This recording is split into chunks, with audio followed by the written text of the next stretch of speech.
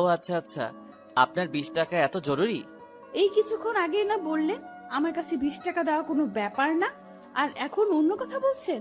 ও বুঝেছি, কি বুঝলেন? আপনি ওই টাইপের ছেলে। কোন টাইপের? আপনি আসলে একটা ছ্যাঁচড়া ছেলে। কি? আপনি আমায় কি বললেন? শোনেননি, আমি আপনাকে ছ্যাঁচড়া বলেছি, ছ্যাঁচড়া। এই মেয়ে, আপনি বাড়াবাড়ি করছেন এবার। আই ছেলে, আপনি বাড়াবাড়ি দেখলেন কি? আমি যদি আমার 20 টাকা না পাই? কি করবেন আপনি? কেস করবেন? হাইকোর্টে আপিল করবেন? করবেন কি? এত কিছুই কখন করতে চাইলাম শুনি? তো কি করবেন? আমি যদি আমার 20 টাকা না পাই তো? কি তো করছেন? যান, আমি আপনার 20 টাকা দিব না। কি করবেন করুন। আমি আপনাকে অভিশাপ দিব। হোয়াট? কি দিবেন? আরে মশাই, অভিশাপ দেব। ওহ ও, আমি তো ভয় পেয়ে গেলাম। আপনি মজা করছেন তো? আজকের পর থেকে আপনার জীবনে শান্তি খুঁজে পাবেন না। শান্তির মা আপনাকে ডিভোর্স দিয়ে চলে যাবে, আর আসবে না, মাথায় রাখবেন। কাব্য ভাবছে কি অদ্ভুত রে বাবা, কে না কে আমায় অভিশাপ দিচ্ছে। কি বোকা বোকা কথা। কণ্ঠ শুনে যেমন কেউ প্রেমে পড়ে যাবে, তেমনি কথা শুনে ব্রেকআপ করে। দেখ, দিনটাই খারাপ। অফিস থেকে বাসায় ফিরতে কাব্যর বোন বলতে লাগলো, ভাইয়া, আজ তোর হবে। কি হবে রে? আজ পাত্রে দেখতে যাওয়ার কথা ছিল, আর তুই প্রতিবারের মতো এবারও ভুলে গেছিস। উফ, একটু মনে ছিল না। মা কোথায়? নিজের ঘরে সেজে গুজে বসে আছে। যা না, যা। এই চুপ কর তুই। আগে তোর বিয়ের ব্যবস্থা করতে হবে, বুঝলি? এইসব বলে লাভ নেই। আগে তোর গলায় পড়বে ফাঁসির ফান্দা। নেহা, তোকে আমি। কাব্যর রাগ দেখে নেহা দৌড়ে পালালো। কাব্য নিজের রুমে গিয়ে ফ্রেশ হয়ে তার মা সালেহা বেগমের রুমে গেল। সালেহা বেগম মাথায় হাত দিয়ে ইজি চেয়ারে বসে আছে। সালেহা বেগমকে এমন দেখে কাব্য ভাবছে, হইছে, কাব্য আজ তোর 12টা বাজবেই। মা, আসবো? সালেহা বেগম কাব্যর কথা শুনে চুপ করে আছে। কাব্য আস্তে আস্তে এসে মায়ের কাছে বসলো। তার হাত ধরে বলল, মা তুমি জানো তো আমি কোম্পানির এমডি, আমায় কতটা কাজ করতে হয়। সবকিছুই মাঝে মনে ছিল না, তুমি রাগ করো না। কাব্য, আমার কথা তুই শুনবি। আমি কি তোমার কথা শুনি না মা? আজ যে মেয়েটাকে দেখতে যাব, তুই তাকে আমার ঘরের বউ করে নিয়ে আসবি? আমি তো দেখিনি না দেখে। থাম, এর মানে আমার মতামতের কোনো গুরুত্ব নেই তোর কাছে? হ্যাঁ, আমি ভুলে গিয়েছিলাম চৌধুরী গ্রুপের এমডি তুই অনেক বড় হয়ে গেছিস, তাই এখন আর তোর মা কথার গুরুত্ব তোর কাছে থাকবেই বা কেমন? মা, এমন না, ঠিক আছে মা, তুমি যদি বলো আমায় ওই মেয়েটাকে বিয়ে করব তো ঠিক আছে। ওই মেয়ে হবে কাব্য চৌধুরীর বউ, এই চৌধুরী বাড়ির পুত্রবধূ। সত্যি বলছিস তো? হ্যাঁ, এটা তোমার ছেলের ওয়াদা। সালে বেগম অনেক খুশি, তার ছেলে তাকে এত বড় একটা কথা দিয়েছে। কাব্যর মা মিস সালেহা বেগম কাব্যকে বারবার করে বলছে, এই নে, এটা মেয়ের নাম্বার। এই যুগের ছেলে মেয়ে তোরা একটু বিয়ের আগে কথাবার্তা বলে নিবি, তাই ভালো। মা, যাচ্ছি তো দেখতে, তাতে হবে? আরে দেখা দেখি তো ফ্যামিলির মধ্যে হবে, তারপর ও তোর একটা আলাদাভাবে দেখার দরকার আছে না? না মা, আলাদাভাবে কি দেখা যাচ্ছে? সালেহা বেগম কথা বলে যাচ্ছে আর কাব্য ড্রাইভ করছে, আর তার মা সাথে কথা বলছে। আমি বুঝেছি, তোকে বিয়ে করতে হবে না। আমার পছন্দ করা মেয়েকে তুই গাড়ি ঘোড়া। আবার কি হলো মা? তুই যেভাবে বলছিস তাতে মনে হয় আমি তোর উপর সব চাপিয়ে দিচ্ছি। আমি খারাপ না হতে চাই না। তুমি খারাপ মা, সেটাকে আমি বলেছি? আচ্ছা, ফোন নাম্বারটা নিয়ে ঝামেলা তাই তো? নেহা, মার ফোন থেকে নাম্বারটা আমার ফোনে দে তো। নেহা কাব্যর ফোনে নাম্বারটা মেসেজ করে দিয়ে দিল। সালেহা বেগমের দেওয়া সময় থেকে একটু লেটে এসে তারা পৌঁছালো। পাত্রীর বাবা নিত্যন্ত শান্ত প্রকৃতির মানুষ, দেখা বোঝা যায়। অনেকটা নির্জীবী প্রকৃতির, প্রয়োজন ব্যতীত কথা বলেন না। প্রয়োজনের কথা বলছেন। পাত্রীর মা অত্যন্ত সুন্দরভাষী মহিলা, অনেক গুছিয়ে সাজিয়ে কথা বলতে জানেন। যেখানে একটা কথা আমরা এমনি বলে দিব, সেই কথাটা তিনি সুন্দর গুছিয়ে বলবেন। পাত্রী এক ছোট ভাইও আছে শুনেছি, কিন্তু তার নাকি কোনো সেমিস্টারের পরীক্ষা, তাই সে এই মুহূর্তে এখানে উপস্থিত নেই। কাব্যর অনেক অসহ্য লাগছে, এতক্ষণ ধরে বসে আছে, এদের কথা বলা শেষ হচ্ছে না। এইসব কথা শুনতে কাব্যর আবার ভালো লাগে না। আচ্ছা কাব্য, তুই ছাদে যা আর মেয়ের সাথে কথাবার্তা বলে আয়। কিন্তু মা, এখানে বলতে হয়। কাব্যর কথায় সালেহা বেগম অগ্নি দৃষ্টি নিয়ে তাকালো। কাব্য কথা না বাড়িয়ে একটা পিচ্চির সাথে ছাদে চলে গেল। ছাদে আসার কাব্যর 5 মিনিট হয়েছে, তাতে তার মেজাজ গরম হতে শুরু করেছে। কি মেয়ে দেখতে এসেছে, টাইম সেন্সটুকু নেই। সে আর কি সংসার করবে? বিয়ের পর না জানি তার জীবনটা তেনা তেনা হয়ে যায়। কাব্য নিজে ফোনটা হাতে নিতেই কারো পায়ের শব্দ পেল। এর মানে মহারানী ভিক্টোরিয়া আসছেন। আসুক, তাতে আমার কি। কাব্য নেহার দেওয়া মেসেজটা দেখতে চুরির আওয়াজে ঘুরে তাকালো, আর হাতের টার্চ লেগে নাম্বারটা কল চলে গেল। কাব্য অবাক হয়ে গেল। তখনই যে মেয়েটা তার সামনে দাঁড়িয়ে আছে তার ফোনটা টিং টং শব্দ করে বেজে উঠল। কাব্য মনে মনে অনেকটা বিরক্ত বোধ করলো। যদি এটা তার বাবার অফিসের মিটিং হতো, মেয়েটাকে ঘাট ধাক্কা দিয়ে বের করে দিত, কিন্তু অদ্ভুতভাবে সে তা করতে পারছে না।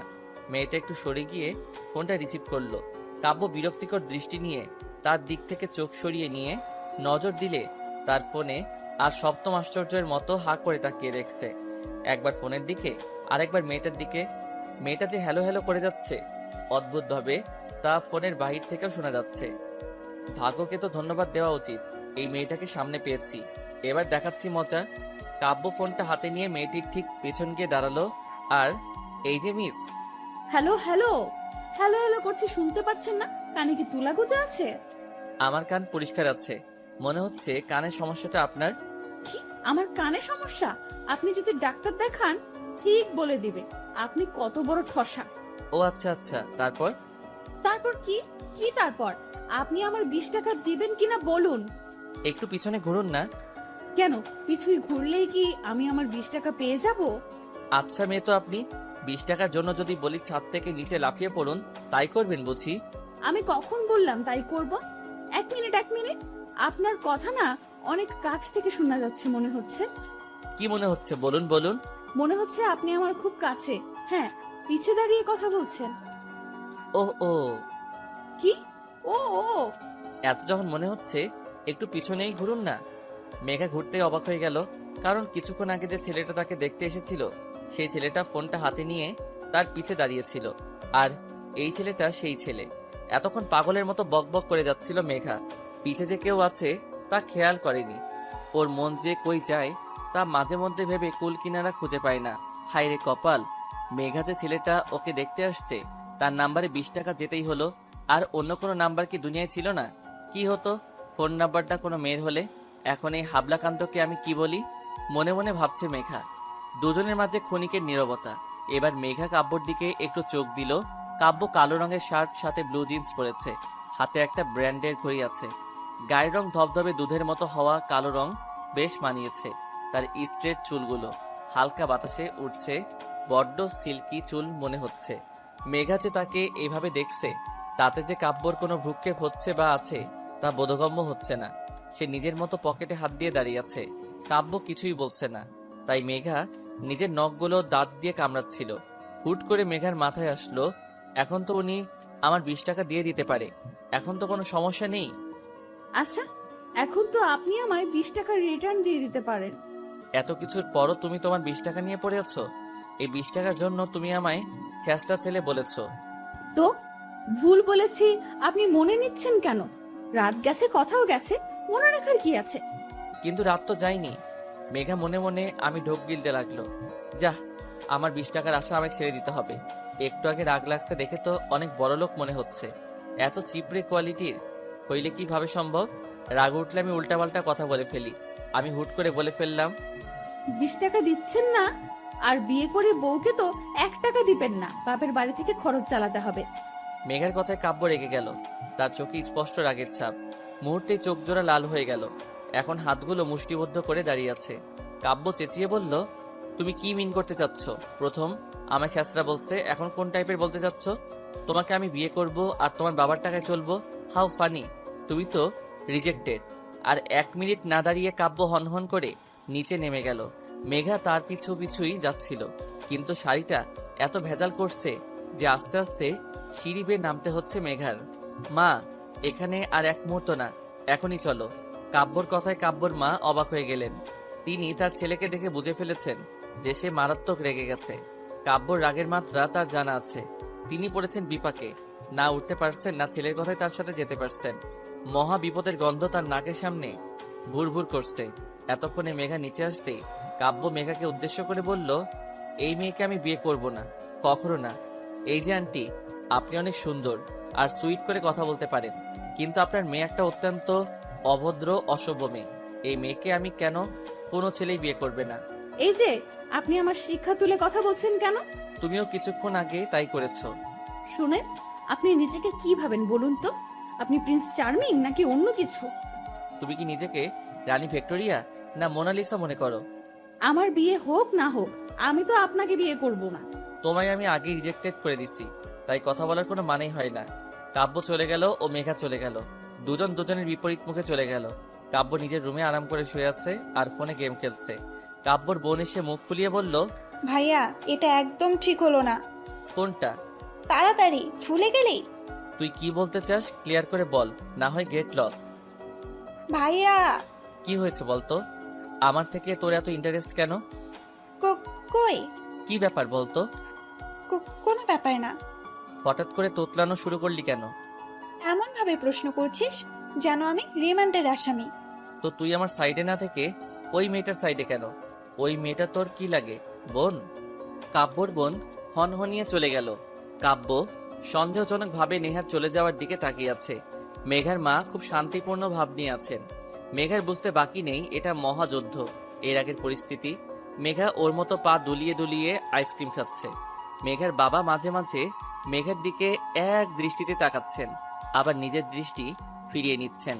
বাবাকে দেখে মনে হচ্ছে এই মহাযুদ্ধ মেঘা লাগিয়ে দিয়ে চুপচাপ পরাস্ত সৈনিকের ন্যায় বসে আছে।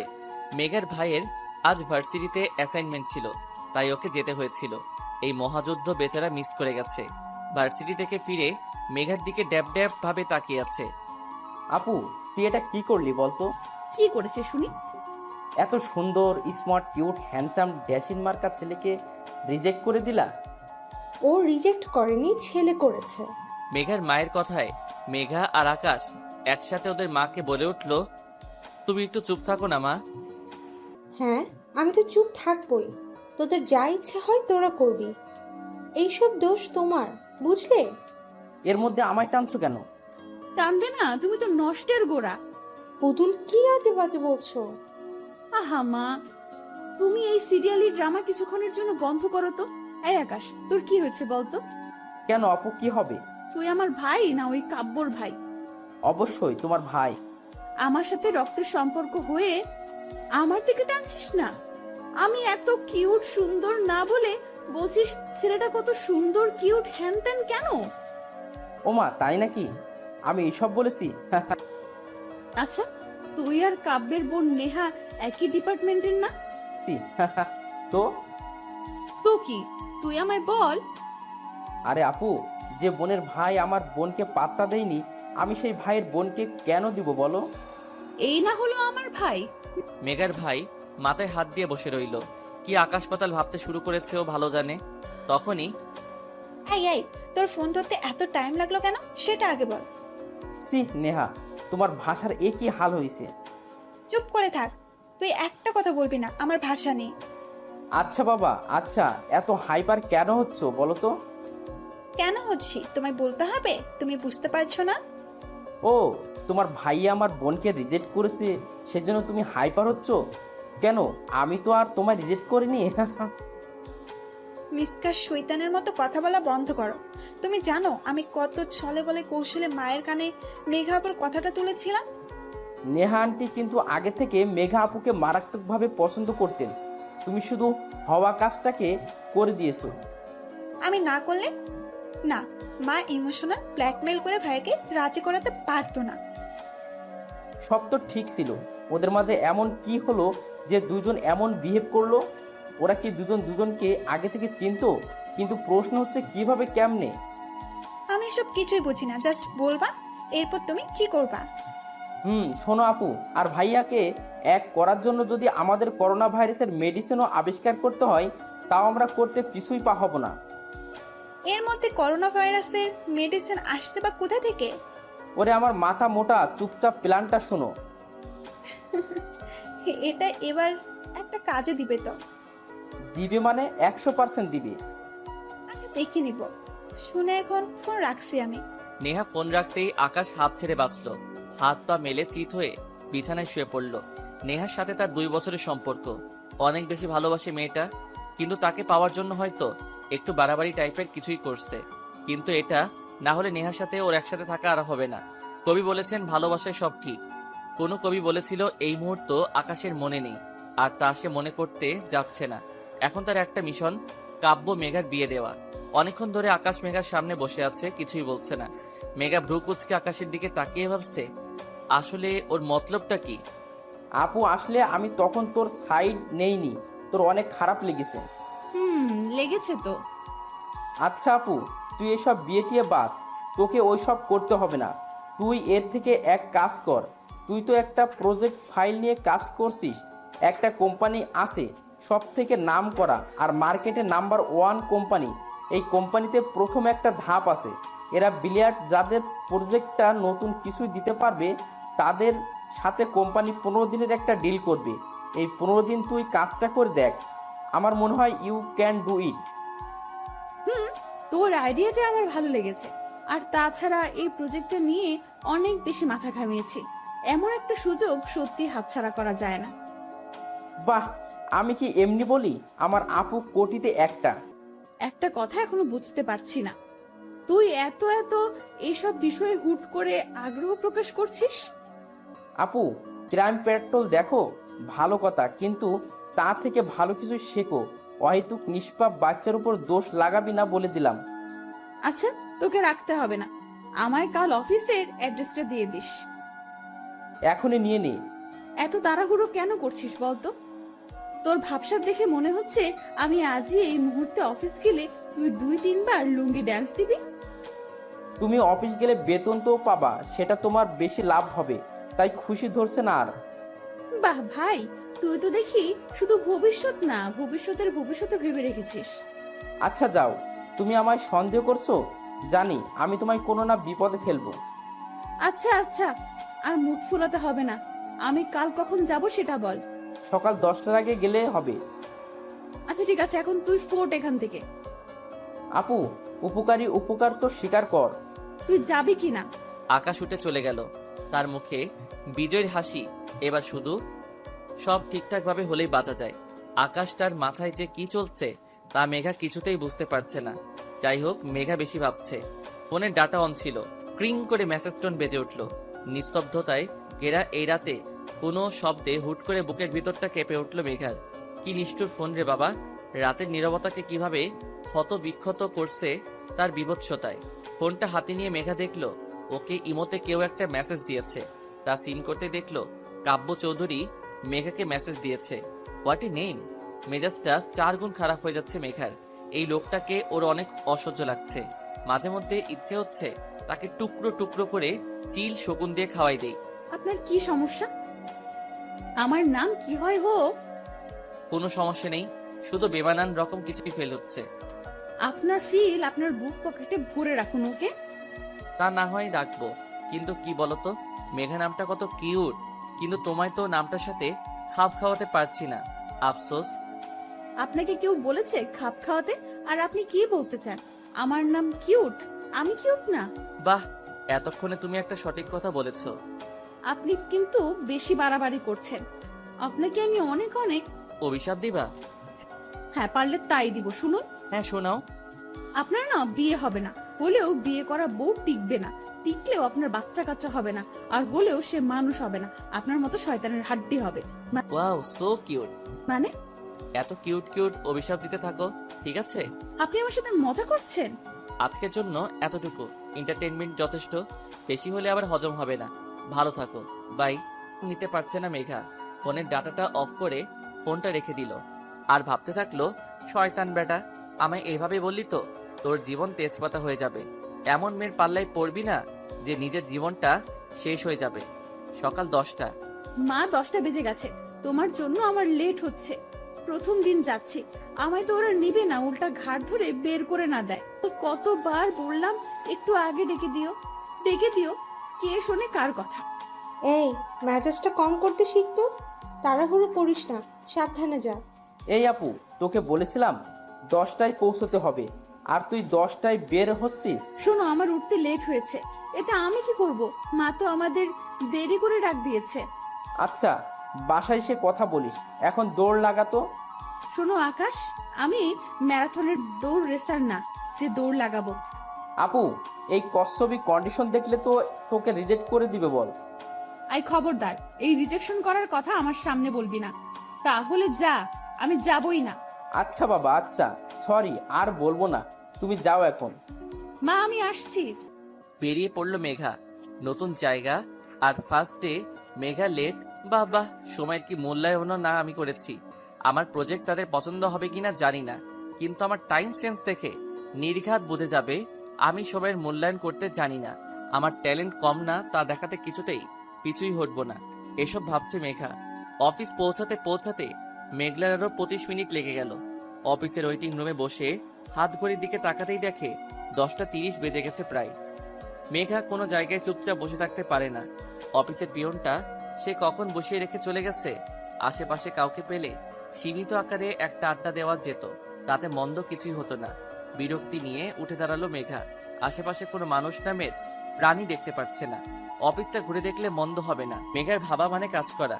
অফিসটা বেশ বড়। ওয়েটিং রুমটা তুলনামূলকভাবে ছোট হলেও বাহিরের কাজের ডেস্কগুলো বেশ জায়গা নিয়ে বানানো হয়েছে। একটু জিনিসের দিকে চোখ যেতেই মনটা উৎফুল্লতায় নেচে উঠল মেঘার। ওর ঠিক বাঁ পাশে একটা অ্যাকোরিয়াম। মেঘা অ্যাকোরিয়ামটার পাশে গিয়ে দাঁড়ালো। মাছের বাচ্চা কাচ্চাগুলো কি সুন্দর এই সচ্ছল পানির মধ্যে ঘুরে বেড়াচ্ছে। এই মাছগুলো এমন ছোট ছোট প্রজাতির, তাহলে এদের বাচ্চা কি এদের মতো ছোট ছোট হয়? ভাবলেশীন ভাবনায় ডুবে গেল মেঘা। হুট করে পিছু ঘুরতেই কারোর সাথে ধাক্কা খেলো। মনে হলো কোনো খাম্বার সাথে বড়সড় ধাক্কা খেয়েছে। মেঘা টাল সামলাতে না পেরে পড়ে যেতে লাগলে কেউ একজন মেঘার কোমর ধরে নিজের বুকের মাঝে নিয়ে ফেললো। তার হার্টবিট এর দুকদুকানি স্পষ্টভাবে শুনতে পারছি। মেঘা তার ছোঁয়ায় মেঘার শরীর শিহরিত হতে লাগলো। হিম ঠান্ডা বয়ে চলেছে। ব্যাপারটা লজ্জাজনক ভাবতে তাকে ধাক্কা দিয়ে সরিয়ে দিল। মেঘার ধাক্কায় সে শুধু এক পা পিছাচ্ছিল। লোকটির দিকে তাকাতেই মেঘার চোখ চরক গাছে। আরে কাব্যের বাচ্চা, কাব্য এখানে কি করে? যদিও কথাটা মনে মনে বলল মেঘা। এই মেয়ে, তোমার সমস্যা কি? আমার কোনো সমস্যা নেই। আপনি আমায় টাচ করলেন কেন? তোমায় টাচ করার কোনো ইচ্ছা আমার নেই। তুমি পড়ে যাচ্ছিলে, আমি শুধু তোমায় বাঁচিয়েছিলাম। Not at all. আপনি আমায় ইচ্ছা করে টাচ করেছেন। এখন আমি বুঝতে পারছি আপনি ওই টাইপেরও ছেলে। এখন তুমি কি মিন করতে যাচ্ছ? আমায় ক্লিয়ার করে বলবে? মেয়ে দেখলেই মাথা ঠিক থাকে না, তাদের শুধু ধরতে ইচ্ছে করে। সেই টাইপ কিছুই ছেলে হয় না, সেই টাইপ। মুহূর্তেই কাব্য রক্তিম লাল হয়ে উঠল মুখ। রাগের ডার্ক গোলাপি ঠোঁটগুলো কাঁপছে। চিল্লাই বলল, তোমার সাহস কি করে হলো আমায় এসব বলতে? তুমি নিজেকে কিভাবে আয়নায় নিজেকে দেখেছো? তোমার থেকে 2 গুণ ফর্সা আমি, আর আমি অপমান করতে আসছো? এই টাইপ ওই টাইপ, আমার তো মনে হয় তুমি নিজে ওই টাইপ ছেলেদের উপর ঢলে ঢলে পড়ছো। এবার মেঘার মেজাজ 10 গুণ খারাপ হয়ে গেল। কি বলে এই বেটা? আমার রং নিয়ে অপমান? ভেড়াটার দিকে এক নজর তাকিয়ে দেখলাম সাদা শার্ট পরেছে, সাথে ব্ল্যাক জিন্স, গলায় টাইটা বেশি মানিয়েছে, সাথের হাতাটা ফোল্ড করে রাখা, হাতের ব্যান্ডের ঘড়ি। এই ছেলেকে দেখে মনে হয় এই সাধারণ ইমপ্রলাই হবে। আর ছেলেদের দিকে আর চোখে তাকালাম, তারা এই সেম পোশাকে আছে। এবার আমার মাথায় শয়তানি আইডিয়াগুলো এসে ভিড় জমালো। আমি ভেবে নিলাম এই কাব্য নামের সাদা ভেড়াটার কি হলো, তাই না আমি করবো এবার। এই মেয়ে, তুমি কি ভাবছো? আর তুমি এখানে কি করছো? আমায় ফলো করছো তুমি? আপনি একজন সিম্পল এমপ্লয়ির মতো থাকুন, বেশি কথা বলতে আসবেন না। আমি সাধারণ এমপ্লয়ি মানে? তুমি দেখুন, এই কোম্পানির বস মিস্টার আয়ান মাহমুদের একমাত্র হবু বউ আমি, মেঘা রহমান। আপনার বস যদি জানে না আপনি তার জান পাখির সাথে এমন টাচমি করেছেন, আপনার অবস্থা নাজেহাল করে ছাড়বে। তুমি আয়ান মাহমুদকে চিনো? আর কাল তো তোমায় আমি দেখতে এসেছিলাম। একদিনের মধ্যে কিভাবে কি হলো? আপনাকে এত মাথা খাওয়াতে কে বলেছে বলুন তো? জানার কিউরিওসিটি হচ্ছে। উফ, মহা মুশকিল তো। শুনুন, আমার আর আয়নের 4 বছরের প্রেমময় সম্পর্ক। 4 বছর? কিন্তু আয়ান মাহমুদ তো 4 বছর বিদেশে ছিলেন তোমার সাথে, কেমনি কি? এত প্রশ্ন করছেন কেন? যদি শুনতে না চান তো চুপ করে থাকুন, হয়তো প্রশ্ন করে আমায় জ্বালাবেন না। ওকে ওকে, শুধু এটা বলো, এত বড় কোম্পানির এমডি হয়েও তোমার বিয়ে কেন করছে না আমার সাথে? কেন তোমার ফ্যামিলি দিতে রাজি না? যাহ, মহা ঝামেলাপূর্ণ প্রশ্ন করে বসেছে। এর উত্তর একটা টাইট সাইড কিছুই দিতে হবে, না হয় বিনা কারণে ফেসে যাবে। আর অহেতুক নিজেকে আয়ান মাহমুদের হবু বউ বলায় জেলে যেতে পারি। এই ছোট বয়সে জেলে যাওয়া যাবে না। কি বলি ভাবছি মেঘা। আসলে সমস্যাটা কি হচ্ছে আয়ানের? কি আয়ানের? আয়ান মাল খায়। কি? সরি, মানে আয়ান ড্রিঙ্ক করে। সরি, এটা বাবার খুব অপছন্দনীয় বিষয়। আসলে বড়লোক বাবার একমাত্র ছেলে একটু একটু তো খাবে, এতে অপছন্দের কি আছে? আমার তো ড্রিঙ্কস করা ছেলে স্বামী হিসেবে বেশ পছন্দ। কাব্যর চোখের দিকে তাকাতেই মেঘা চুপ হয়ে গেল। তার চোখে মুখে স্পষ্ট রাগের ছাপ। সে রাগে ফুসফুস করছে, তা ভালো বোঝা যাচ্ছে। মেঘা তো আয়নের কথা বলছে, তাহলে কাব্য কেন রাগে জ্বলছে? ও বুঝেছি, জেলাস ফিল করছে। How cheap. কাব্য দেখে এবার ভয় হওয়াটাই স্বাভাবিক। রাগে চোখটি লাল হয়ে উঠেছে, ডার্ক গোলাপি ঠোঁটগুলো কামড়ে ধরে আছে। একপাশে শার্টের হাতের ফোলটা অগোছালো হয়ে উঠেছে। সেদিকে ব্রুকেপ না দিয়ে কাব্য এক পা দুই পা করে মেঘার দিকে এগিয়ে যেতে লাগলো। অদ্ভুতভাবে মেঘার ভয় লাগছে। কাব্যকে সে ভয়ে কুকিয়ে আছে। কাব্য এগিয়ে আসছে আর মেঘা মাথা নিচু করে পিছিয়ে যাচ্ছে। মেঘার পিঠ ঠেকে গেল দেয়ালে। এই পাশ ওই পাশ তাকাতে কাব্য ঠিক ওর সামনে এসে দাঁড়ালো। কাব্য এক হাত পকেটে রেখে অন্য হাত দেয়ালে রেখে বাঁকা হয়ে মেঘার দিকে ঝুঁকে দাঁড়ালো। অনেক কাছে থাকা সত্ত্বেও কাব্য মেঘাকে টাচ করেনি, আর তার খুব কাছে শুধু দাঁড়িয়ে আছে। মেঘার ভয় যায় যায় অবস্থা। দৌড়ে পালানোর সুযোগ পেলে হয়তো ম্যারাথন রেসারকেও হার মানাবে। মিস মেঘা, জি। তুমি কি বলছিলে জানো? কই কি বলেছি? কিছুই বলিনি তো। কিছুই বলনি মেঘা? কাব্যর মেঘার ফেসটা দেখতে অনেক ভালো লাগছে। ভয়ের ছাপ স্পষ্ট। ভয়ে বাচ্চাদের মতো চোখ বন্ধ করে আছে। কাব্য মেঘার থেকে সরে এসে বলল, তুমি কি বললা মেঘ? আমি কই? তুমি কি বললা মেঘা? তুমি আয়ন মাহমুদের হবু বউ? মেঘা নিশ্চুপ। সব সময় ফাইজলামো করলে যে হয় না তা এখন হারে হারে বুঝতে পারছে সে। এই লাল রাক্ষস আমার সাথে এখনই কি করবে কে জানে। এসব ভাবছে। মেঘা কাব্যর পাশে একটা ছোটখাটো ড্রেস পরা মেয়ে এসে দাঁড়ালো। অফিসের এমপ্লয়ি। মেঘার মেয়েটাকে দেখে মনে হচ্ছে বড্ড অভাব অনটনের ফলে জামার বাকি অংশ বিক্রি করে দিয়েছে। আহারে বেচারি। কি হয়েছে কাব্য বেবি, এই মেয়েটাকে? ও তিশা, মিট। উনি নাকি আয়ন মাহমুদের হবু বউ। ও মাই গড, সিরিয়াসলি? ওদের হাসাহাসি দেখে মেঘার ইচ্ছে করছে মাটি ফাঁক করে তার মধ্যে ঢুকে যায়। কি দরকার ছিল এমন একটা মিথ্যা বলার? এখন কতটা অপ্রস্তুত ফিল হচ্ছে। মেয়েটি হুট করে মেঘার গাল টিপে ধরলো। এত জোরে ধরলো জানি গালের হাড়গুলো ভেঙে ফেলা তার প্রধান কাজ। এই মেয়ে তোমার খুব শখ না আয়ান মাহমুদের বউ হওয়ার? তোমাকে হওয়াইতাছি। মেয়েটা মেঘাকে ছেড়ে দিয়ে ডাকতে লাগলো। এই রিয়া, রাহিল, দীপ, রায়হান, আদিত্য, তোরা কোথায়? এদিকে আয়। মেয়েটার ডাকে সবাই এখানে জড়ো হয়ে গেল। মেঘা এখনো বুঝতে পারছে না এই আয়ন মাহমুদটাকে।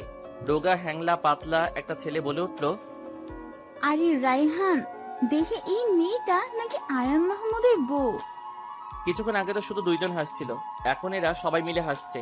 কাব্য পকেটে হাত দিয়ে মেঘাকে বলল, ইউ ফুল, তুমি আদৌ জানো আয়ন মাহমুদকে?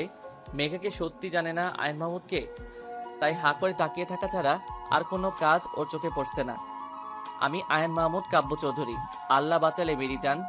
এ কি, এরা নাম তো কাব্য চৌধুরী, তাহলে রেলগাড়ির মতো এত লম্বা নামটা কই থেকে আসলো? এখন মেঘার কান্না করতে ইচ্ছে হচ্ছে, তাও যে সে কান্না না, মরা কান্না করতে ইচ্ছে হচ্ছে। ফ্লোরে বসে হাত পা ছড়িয়ে কান্না করতে ইচ্ছে করছে। বিড়বিড় করে বলতে লাগলো, তোমার মতো মেয়েরা কেমন হয় জানো মেঘা? প্রথমে বড়লোকের ছেলে দেখো, তাকে নিজের বোকা স্বভাব আর সৌন্দর্য জালে ফাঁসিয়ে ফুসলিয়ে বিয়ে করে নাও, এই তোমার কোয়ালিটি। কাব্যর কথাগুলো মেঘা চুপচাপ শুনে গেল। এমন কথা মেঘা 20 বছরে একবারও শুনেনি। কতটা নোংরা মনের মানসিকতা থাকলে এই কথাটা বলা যায় তা কল্পনা করেও খুঁজে পাচ্ছে না মেঘা। তুমি এই আয়ান মাহমুদ কাব্য চৌধুরীকে এই টাইপ সেই টাইপ বলছো। আজ তো আমার মনে হচ্ছে তুমি কোন টাইপের, নাকি তুমি পতিতালয়ের বাসিন্দা অনায়াসে বলে দিতে পারলা তুমি আয়ান মাহমুদের হবু বউ। কাব্যর কথাগুলো শুনে মেঘা মাথা ঠিক রাখতে পারল না। মেঘার পাশ দিয়ে পিয়নটা যাচ্ছিল কারোর জন্য কফি নিয়ে, মাথা নিচু করে যাচ্ছে। তাকে দেখে মনে হয় বৃদ্ধা অভাবের তাড়নায় কাজটা করছে। এই নোংরা কথাগুলো শুনতে হয়তো তারও ভালো লাগছে না। মেঘা কিছুই না ভেবে কফির মগটা তুলে সামনের দিকে ছুঁড়ে মারল। কফির মগটা টাইলস করা মেঝেতে পড়ে ঝনঝন শব্দে ভেঙে গেল। মুহূর্তেই এক বিকট শব্দে মেঘা সামনের দিকে তাকাতেই দেখল কাব্য নিজের হাতে তাকে ফোনটা এক আছাড়ে ছিন্ন বিচ্ছিন্ন করে ফেলল। বিষণ্ণিত হয়ে গেল, কারণ মেঘা কফিটা তাহলে কাব্যর মুখেই ছুঁড়ে মেরেছে। তাই রাগে তিনি তার ফোনটা ভেঙে ফেললেন। মুহূর্তে কাব্য রিয়া নামের মেয়ের হাতে থাকা জুসের বোতলটি এক প্রকার ছিনিয়ে নিয়ে মেঘার সামনে এসে দাঁড়ালো। পুরো জুসের বোতলটা মেঘার মাথায় ঢেলে দিল। তাতেও বোধহয় তার শান্তি হলো না। মেঘার চুলের ঝুঁটি শক্ত করে ধরে ফেলল। মেঘা ব্যথায় কুকিয়ে উঠল। অনেক কষ্টে চোখের পানি ধরে রেখেছে মেঘা। কেউ একজন বলেছে চোখের পানি দুর্বলতার চিহ্ন, আর মেঘা তা কিছুতেই হতে দিতে পারে না। দাঁতে দাঁত চেপে কাব্য বলতে লাগলো, তোমার এত সাহস, আমার উপর কফি ছুঁড়ে মারো? তোমার কি হাল করি আমি, জাস্ট দেখো তুমি। কাব্য মুষ্টিবদ্ধ করে ধরেছিল মেঘার চুলগুলো, আর এক হাত দিয়ে মেঘার কাঁধের হাড়গুলো ভাঙার জন্য শক্ত করে ধরে কথাগুলো বলছিল। মেঘার পারল না নিজের চোখের গঙ্গা যমুনাকে আটকাতে। বড় বড় 2 ফোঁটা মেঘার গাল বয়ে পড়ছে। কাব্য মেঘার চোখের দিকে তাকাতেই মেঘাকে ছেড়ে দিল। মেঘার থেকে একটু দূরে গিয়ে রাহেল বলে চিৎকার করলো। মুহূর্তের মধ্যে একটি ছেলে তার সামনে এসে দাঁড়ালো। কি বলো? এই মেয়েটি এখানে কি করছে? কাব্য, তুই আগে একটু শান্ত হ। আমি ঠিক আছি, তুই বল জাস্ট কেন এসেছে ও? কাব্য চিল্লাই বলল কথাটা। আমাদের কোম্পানিতে প্রজেক্টের উপর ইম্পলি নেওয়া হয়েছে শুধু বেস্টটা খোঁজার জন্য। উনি এসেছেন মানে নিজের প্রজেক্টটা জমা দিতে। ফেরত দিয়ে দে। এমন একটা মেয়েকে কোনোভাবে আমি আমার কোম্পানিতে নিব না। কিন্তু কাব্য, কি কিন্তু? ফাইলটা অলরেডি মিস্টার জনির কাছে চলে গেছে। ও শিট, এসব কাজ করার আগে আমায় একবার জিজ্ঞেস করতে পারলি না? কোনোবার তো এমন হয়নি, এই প্রথমবার এমন হচ্ছে। কাব্য কোমরে হাত দিয়ে দাঁড়িয়ে আছে, কি করবে ভেবে পাচ্ছে না। কিন্তু এই মেয়েকে এখানে এক মুহূর্ত সহ্য করবেন না। কাব্য মেঘার হাত ধরে টেনে নিয়ে যাচ্ছে। মেঘা বলছে, স্যার, আমার ফাইলটা আমাকে ফেরত দিয়ে দিন, তারপর আমি নিজে চলে যাব। মেঘার কথায় কাব্যর কোনো ভ্রুক্ষেপ নেই। এখন তার একমাত্র লক্ষ্য মেঘাকে অফিস থেকে বের করে দেওয়া। মেঘার কোনো কথা শুনতে চাচ্ছে না কাব্য। হুট করে একজনের ডাকে কাব্য থেমে গেল। পিছুই ঘুরতে কাব্য দেখল মিস্টার জনি আর তার সেক্রেটারি দাঁড়িয়ে আছে। কাব্য মিস্টার জনিকে দেখে কিছুই বলছেন না। মেঘা মিস্টার জনির দিকে তাকালো। তিনি বাংলাদেশি নন, একজন ভিন্নদেশী, ইংরেজও বলতে পারি। তার মাথায় একটা চুলও অবশিষ্ট নেই, মানে বাংলা ভাষায় তিনি টাকলা। মিস্টার জন কাব্যকে বলছেন, মিস্টার চৌধুরী, এখনই আমার সাথে আপনি মিটিংয়ে বসিবেন। আমি আর লেট করতে চাই না। বাহ মিস্টার টাকলা। আরে ধুর, মিস্টার জনির শুদ্ধ সাধু ভাষা শুনে মেঘার আরো মজা লাগলো। হাতে তালি দিয়ে তাকে সাবাস বলতে ইচ্ছে করছে, কিন্তু এই খাটাসটা আমায় ধরে আছে, ছাড়ার নাম নেই। ইচ্ছে করছে লাথি মেরে কাত করে ফেলে দেই। কাব্যর মুখে বিরক্তির ছাপ দেখে মনে হচ্ছে তার অনেক বড় একটা কাজে বাধা পড়ায় তার ইচ্ছে হচ্ছে এই মিস্টার জনির টাকলা মাথায় তবলা বাজাতে। এসব ভাবছে মেঘা। মিস্টার জনি চেয়ারে বসে আছেন আর চিড়িয়াখানার প্রাণী দেখার মতো একবার মেঘার দিকে আর একবার কাব্যর দিকে তাকাচ্ছে। কাব্যর শার্টটা পুরো নষ্ট হয়ে গেছে কফি ফেলার কারণে, আর মেঘার মাথার উপর জুস ফেলায় তার চুলগুলো চুপসে এলোমেলো হয়ে আছে। কাব্য নিজের শার্টের হাতাটা ভাঁজ করতে ব্যস্ত, আর মেঘা নিজের চুলগুলো গোছাতে। মিস্টার জনি বলে উঠলেন। মিস্টার জনি খুবই গম্ভীরভাবে বলতে লাগলেন, মিস্টার চৌধুরী, আমি এসব কি দেখতেছি? আপনাদের কি কোনোই ইন্টারেস্ট নেই? মিস্টার জনি, আপনি ভুল ভাবছেন। অ্যাকচুয়ালি কিছুই প্রবলেমের জন্য আমার একটু লেট হলো, তাছাড়া আর কিছুই না। টাকলার কথায় বা কাব্যর কথায় মেঘার ভ্রুক্ষেপ নেই। মেঘার কালো রঙের ফাইলটা শুধু ওর চোখের সামনেই ভাসছে। মেঘার ইচ্ছে হচ্ছে দৌড়ে নিয়ে পালাই, কিন্তু তা পারছে কই। এটা আমার ফাইল, আমি নিতে পারি, এই সবই ভাবছে মেঘা। মিস্টার জনি মেঘার ফাইলটা নিয়ে বলল, ইহা কি আপনার মিস? জি স্যার, আপনার নাম কি জানিতে পারি? জি, আমার নাম মেঘা রহমান। আপনি এই প্রজেক্টটা পাইবার যোগ্যতা সম্পূর্ণ একজন। আপনি এই কাজটা ভালো করিতে পারিবেন, কি বলেন মিস্টার চৌধুরী? না, এই মেয়েটা এই কাজটা করবে না। আমরা অন্য কাউকে দেখে নিব, অবশ্য বেটার কাউকে পাবো। স্যার, যদি আপনি আমার সাথে আপনার পার্সোনাল প্রবলেমটা ভুলে আমার ফাইলটা দেখে আমার যোগ্যতা নির্ণয় করেন তাহলে ভালো হবে। মেঘার প্রথমবার ভালো কিছুই বলে কাব্যর বোধ হলো। ফাইলটা নিয়ে চোখ বোলাতে লাগলো। কাব্য হতবাক। এই মেয়ে এই সুন্দর ডিসক্রিপশন দিয়ে প্রজেক্টটা বানিয়েছে। এই মেয়ের মাথায় তো বুদ্ধি নেই, 1 নম্বরের ডাফার। কিন্তু ওর কাজের জন্য সত্যি এই জবটাও ডিজার্ভ করে। কাব্য চুপচাপ দাঁড়িয়ে আছে। ফাইলটা পড়ছে আর কপালে ভাঁজ হয়ে গেছে। নিচের ঠোঁটটা কামড়ে ধরে পড়ে চলেছে। কিছুক্ষণ পর কাব্য বলল, মিস মেঘা, আপনি এই কাজটার জন্য পারফেক্ট। আমাদের ফর্মালিটিগুলো দেখে সাইন করে নিন। মিস্টার জনি মেঘাকে উদ্দেশ্য করে বললেন, আপনি কি এইহা ভালো করে করিতে পারিবেন? জি স্যার, এটা আমার কাছে একটা ড্রিম জব। এই যে প্রজেক্টের মাধ্যমে আপনারা যে কল্পনা সিটিটা তৈরি করতে যাচ্ছেন না স্যার, অনেক মধ্যবিত্ত ফ্যামিলির স্বপ্ন কি হয় জানেন স্যার? তার সব পুঁজি দিয়ে একটা বাসা করা। আর যখন এমন মানুষ তাদের শেষ সম্বল নিয়ে ভরসার হাত খুঁজে, তাদের ভরসার হাতটুকু শুধু আমরা ধরতে পারি, এটাই আমার লক্ষ্য। আর আমার কাছে বিজনেস মানে আমি কতটুকু লাভবান হলাম শুধু তা বিবেচনা করা নয়, আমার জন্য সামনের মানুষের কতটুকু লাভ হলো তা বিবেচনা করাই আমার প্রধান আর প্রথম কাজ। মেঘা কথা বলার সময় কাব্য মুগ্ধ নয়নে তার দিকে তাকিয়েছিল। সে ভেবেছিল এই মেয়ের মাথায় গোবর ছাড়া কিছুই নেই, কিন্তু একটু একটু আইডিয়া আছে। মিস্টার জনি হ্যান্ডশেক করে চলে গেছেন, তাও 10 মিনিট হলো। মেঘা আর কাব্য দাঁড়িয়ে আছে, কিছুই বলছে না। হুট করে কাব্য বলল, রায়ান, ওনাকে বলে দাও আমাদের অফিসে কাজ করতে হলে রুলস মানতে হবে। রুলস আর রুলস। জি স্যার, মিস মেঘা স্যার বলল। হ্যাঁ হ্যাঁ, আমি কি রোজ ভাঙবো নাকি? আপনার স্যারকে বলে দিন।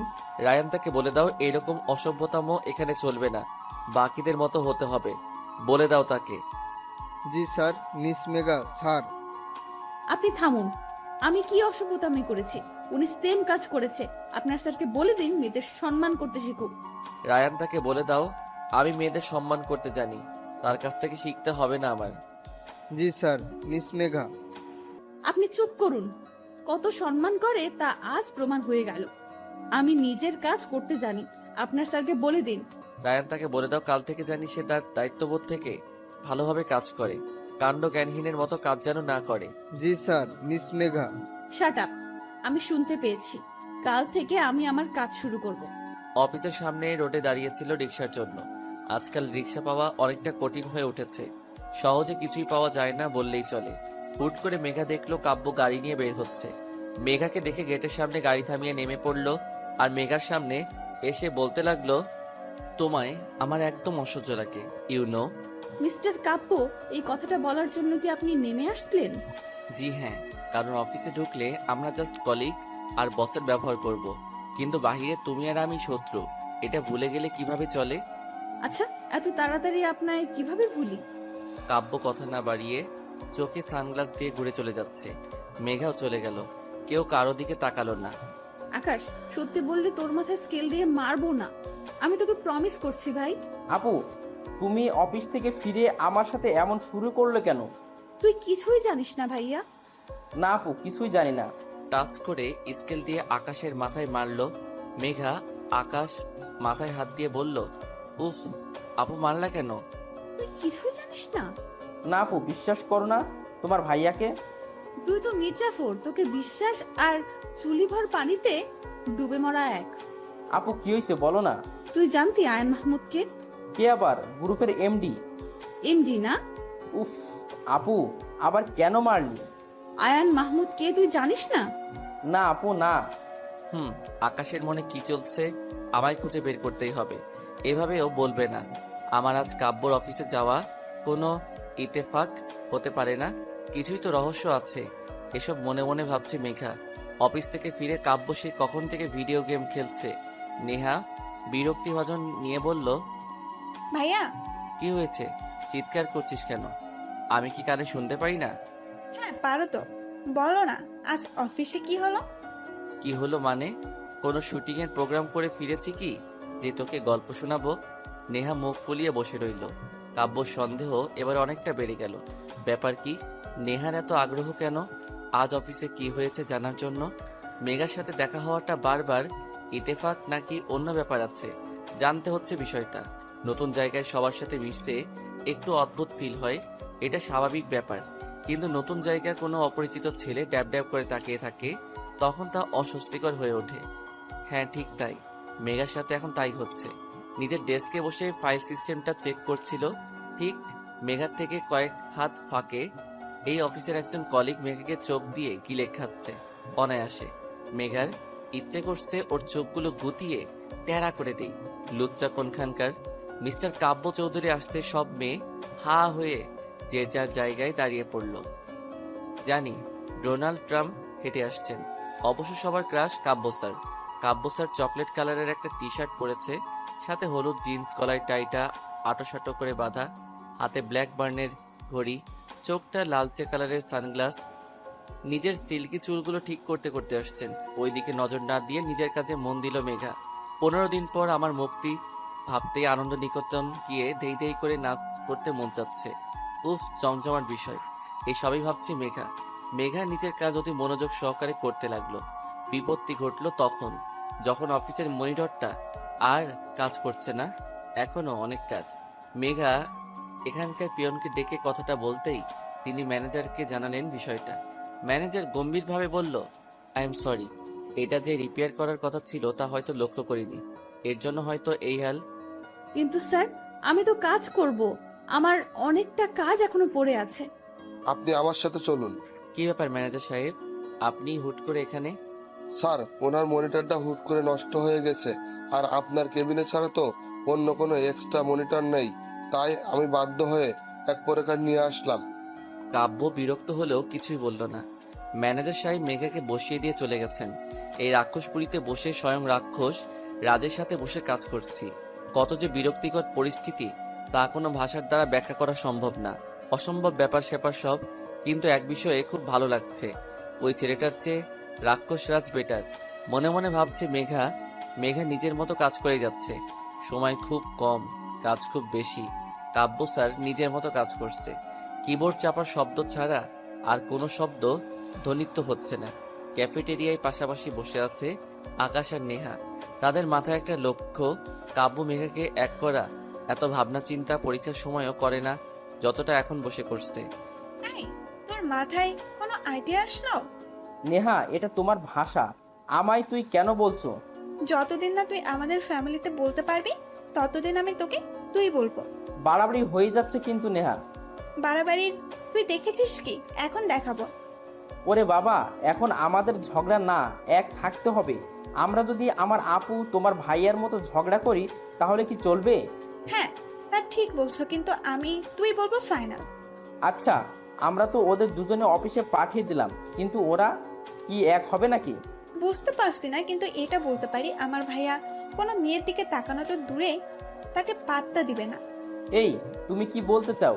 আমার বোন ছেঁচড়া তোমার ভাইয়ের গলায় ঝুলে যাবে? আজব তো, আমি তা বলেছি নাকি? কি বলতে চাচ্ছ সেটাও তো ক্লিয়ার করে বলছো না। আচ্ছা, আমার ভাই যদি কিছুই না করে, তোমার বোনও যদি কিছুই না করে, তবে কেমনে কি? নেহার কথায় আকাশ নেহার দুজনে কপালে হাত দিয়ে বসে রইল। কাজ করতে করতে বড্ড ক্ষুধা লাগছে মেঘার, তাই ব্যাগ থেকে চকলেট বের করলো। চকলেটটা মুখে পুরে দিতেই সামনের দিকে তাকাতেই দেখলো কাব্য মেঘার দিকে ভ্রু কুচকে তাকিয়ে আছে। কোনো মতে চকলেটটা গলা ধকৃত করে বলল, আপনারও চাই নাকি? আমি বাচ্চা না, এসব আমি লাইক করি না। আচ্ছা, এইসব শুধু বাচ্চাদের খাবার কোন বইয়ে লেখা আছে একটু শুনি। স্টুপিড তোমাকেই বলবে। আপনি আমার কথার উত্তর দিতে পারবেন না সেটা বলুন। আমি কি তোমার সাথে কথা বলতে চেয়েছি? অদ্ভুত কথা বলতে বলেছে কে আপনাকে? I know I am cute, dashing, handsome, good looking person, তাই তোমার গায়ে পড়ে কথা বলতে ইচ্ছে হয়, তাই তো? কে বলেছে আপনি কিউট হ্যান ত্যান? আপনি তো পুরাই রাক্ষস। আপনার সাথে কথা বলতে যাব, তাও আমি? হোয়াট? এখন আমি কথা বলতে চাচ্ছি না, ডোন্ট ডিস্টার্ব মি। রাবিশ। অফিসের ক্লান্তিকর দিন শেষ করে বাসায় যাওয়ার পালা। মেঘা দাঁড়িয়ে আছে সিএনজি বা রিক্সার জন্য। হুট করে সেই অফিসের বিরক্তিভাজন লোকটা দাঁত কেলিয়ে মেঘার সামনে এসে দাঁড়ালো। মহা বিপত্তি বাঁধলো। হাই মিস, আমি তো আসিফ, তুমি তো মেঘা। এমনভাবে তুমি বলছে জানি আমি ওর কলেজের ফ্রেন্ড। হাসি মুখে মাথা নেড়ে হ্যাঁ সূচক উত্তর দিল মেঘা। অফ, কেমন আছো তুমি? তুই গেলে আমি অনেক ভালো থাকবো। বিরক্ত হলেও আবার হাসি মুখে উত্তর দিল, জি ভালো। বাসার সবাই কেমন আছে? এমনভাবে জিজ্ঞেস করছে বাসার সবাই কেমন আছে, জানি তুই আমার বাসায় সবার জন্য ত্রাণ পাঠাবি নাকি ডোনাল্ড ট্রাম্পকে পাঠিয়ে দিবি। হ্যাঁ, ভালোই আছি। বিরক্তিকর ভাবে লোকটা কথা বলে যাচ্ছে। মেঘা পড়েছে মহা বিপদে। এই লোকটার ভাবসাব ভালো লাগছে না। এইদিকে কোনো রিক্সা সিএনজির উদ্দেশ্য পাচ্ছে না। মনে হচ্ছে শহরের সব অটো রিক্সা সিএনজির বাপ মারা গেছে, তার 40-এই সবাই চলে গেছে। গেট দিয়ে কাব্যর গাড়িটা বের হলো। ঠিক মেঘার পাশে এসে গাড়িটা থামায়। কাব্য গাড়ি দরজা খুলে দিয়ে হর্ন বাজাতে লাগলো। উফ, এই লোকটা কি ভালোভাবে বলতে পারে না আমি লিফট দিচ্ছি, চলে আসো। এই মুহূর্তে এই লোকটার থেকে কাব্য বেটার অপশন। চারিদিকে অন্ধকার ঘনিয়ে আসছে, বিপদ আপদ কখন হবে, আর একা একটা মেয়ের জন্য বিপদ বলে কয়ে আসে না। মেঘা চট করে লোকটাকে পাশ কাটিয়ে কাব্যর গাড়িতে উঠে পড়ল। কাব্য নিজের মতো গাড়ি চালিয়ে যাচ্ছে। মেঘার দিকে তার কোনো ভ্রুক্ষেপ নেই বললেই চলে। উফ, সিটে গায়ে এলিয়ে দিলাম। সারাদিনের ক্লান্তিতে চোখটি লেগে আসতেই ঘুমিয়ে পড়লাম। ফোনটা হচ্ছে সব ঝামেলার মাথা। মেঘা ঘুমের রাজ্য রানী হয়ে ঘুরে বেড়াচ্ছিল, আর তখনই তাতে বাধা হয়ে উত্তেজিত হয়ে ডেকে চলেছে মেঘার ফোনটা। চোখ মেলে ফোনটাই তুলতে, এই আপু, তুই কই? কেন, বাসায় যাচ্ছি। রাত 7টা বেজে গেছে আর তুই কেবল বলছিস আমি বাসায় যাচ্ছি। আকাশের কথায় মেঘার মাথায় আকাশ ভেঙে পড়ল। ফোন রেখে চারপাশ তাকিয়ে দেখল মেঘা ঘুমানোর আগে যেখানে ছিল সেখানে আছে, আর কাব্য ড্রাইভিং সিটে চুপচাপ বসে আছে। এইদিকে আকাশ মনে হয় ফোন থেকে পারলে বেরিয়ে আসবে। তুই ফোন রাখ, জ্যামে আটকে আছি, আসছি। স্যার, আমরা কোথায়? যেখানে ছিলাম সেখানে আছি। কিন্তু কেন? আমি কি তোমার ড্রাইভার যে তুমি ঘুমাবা আর আমি ড্রাইভ করব? স্যার, এটা আগে বলতে পারতেন।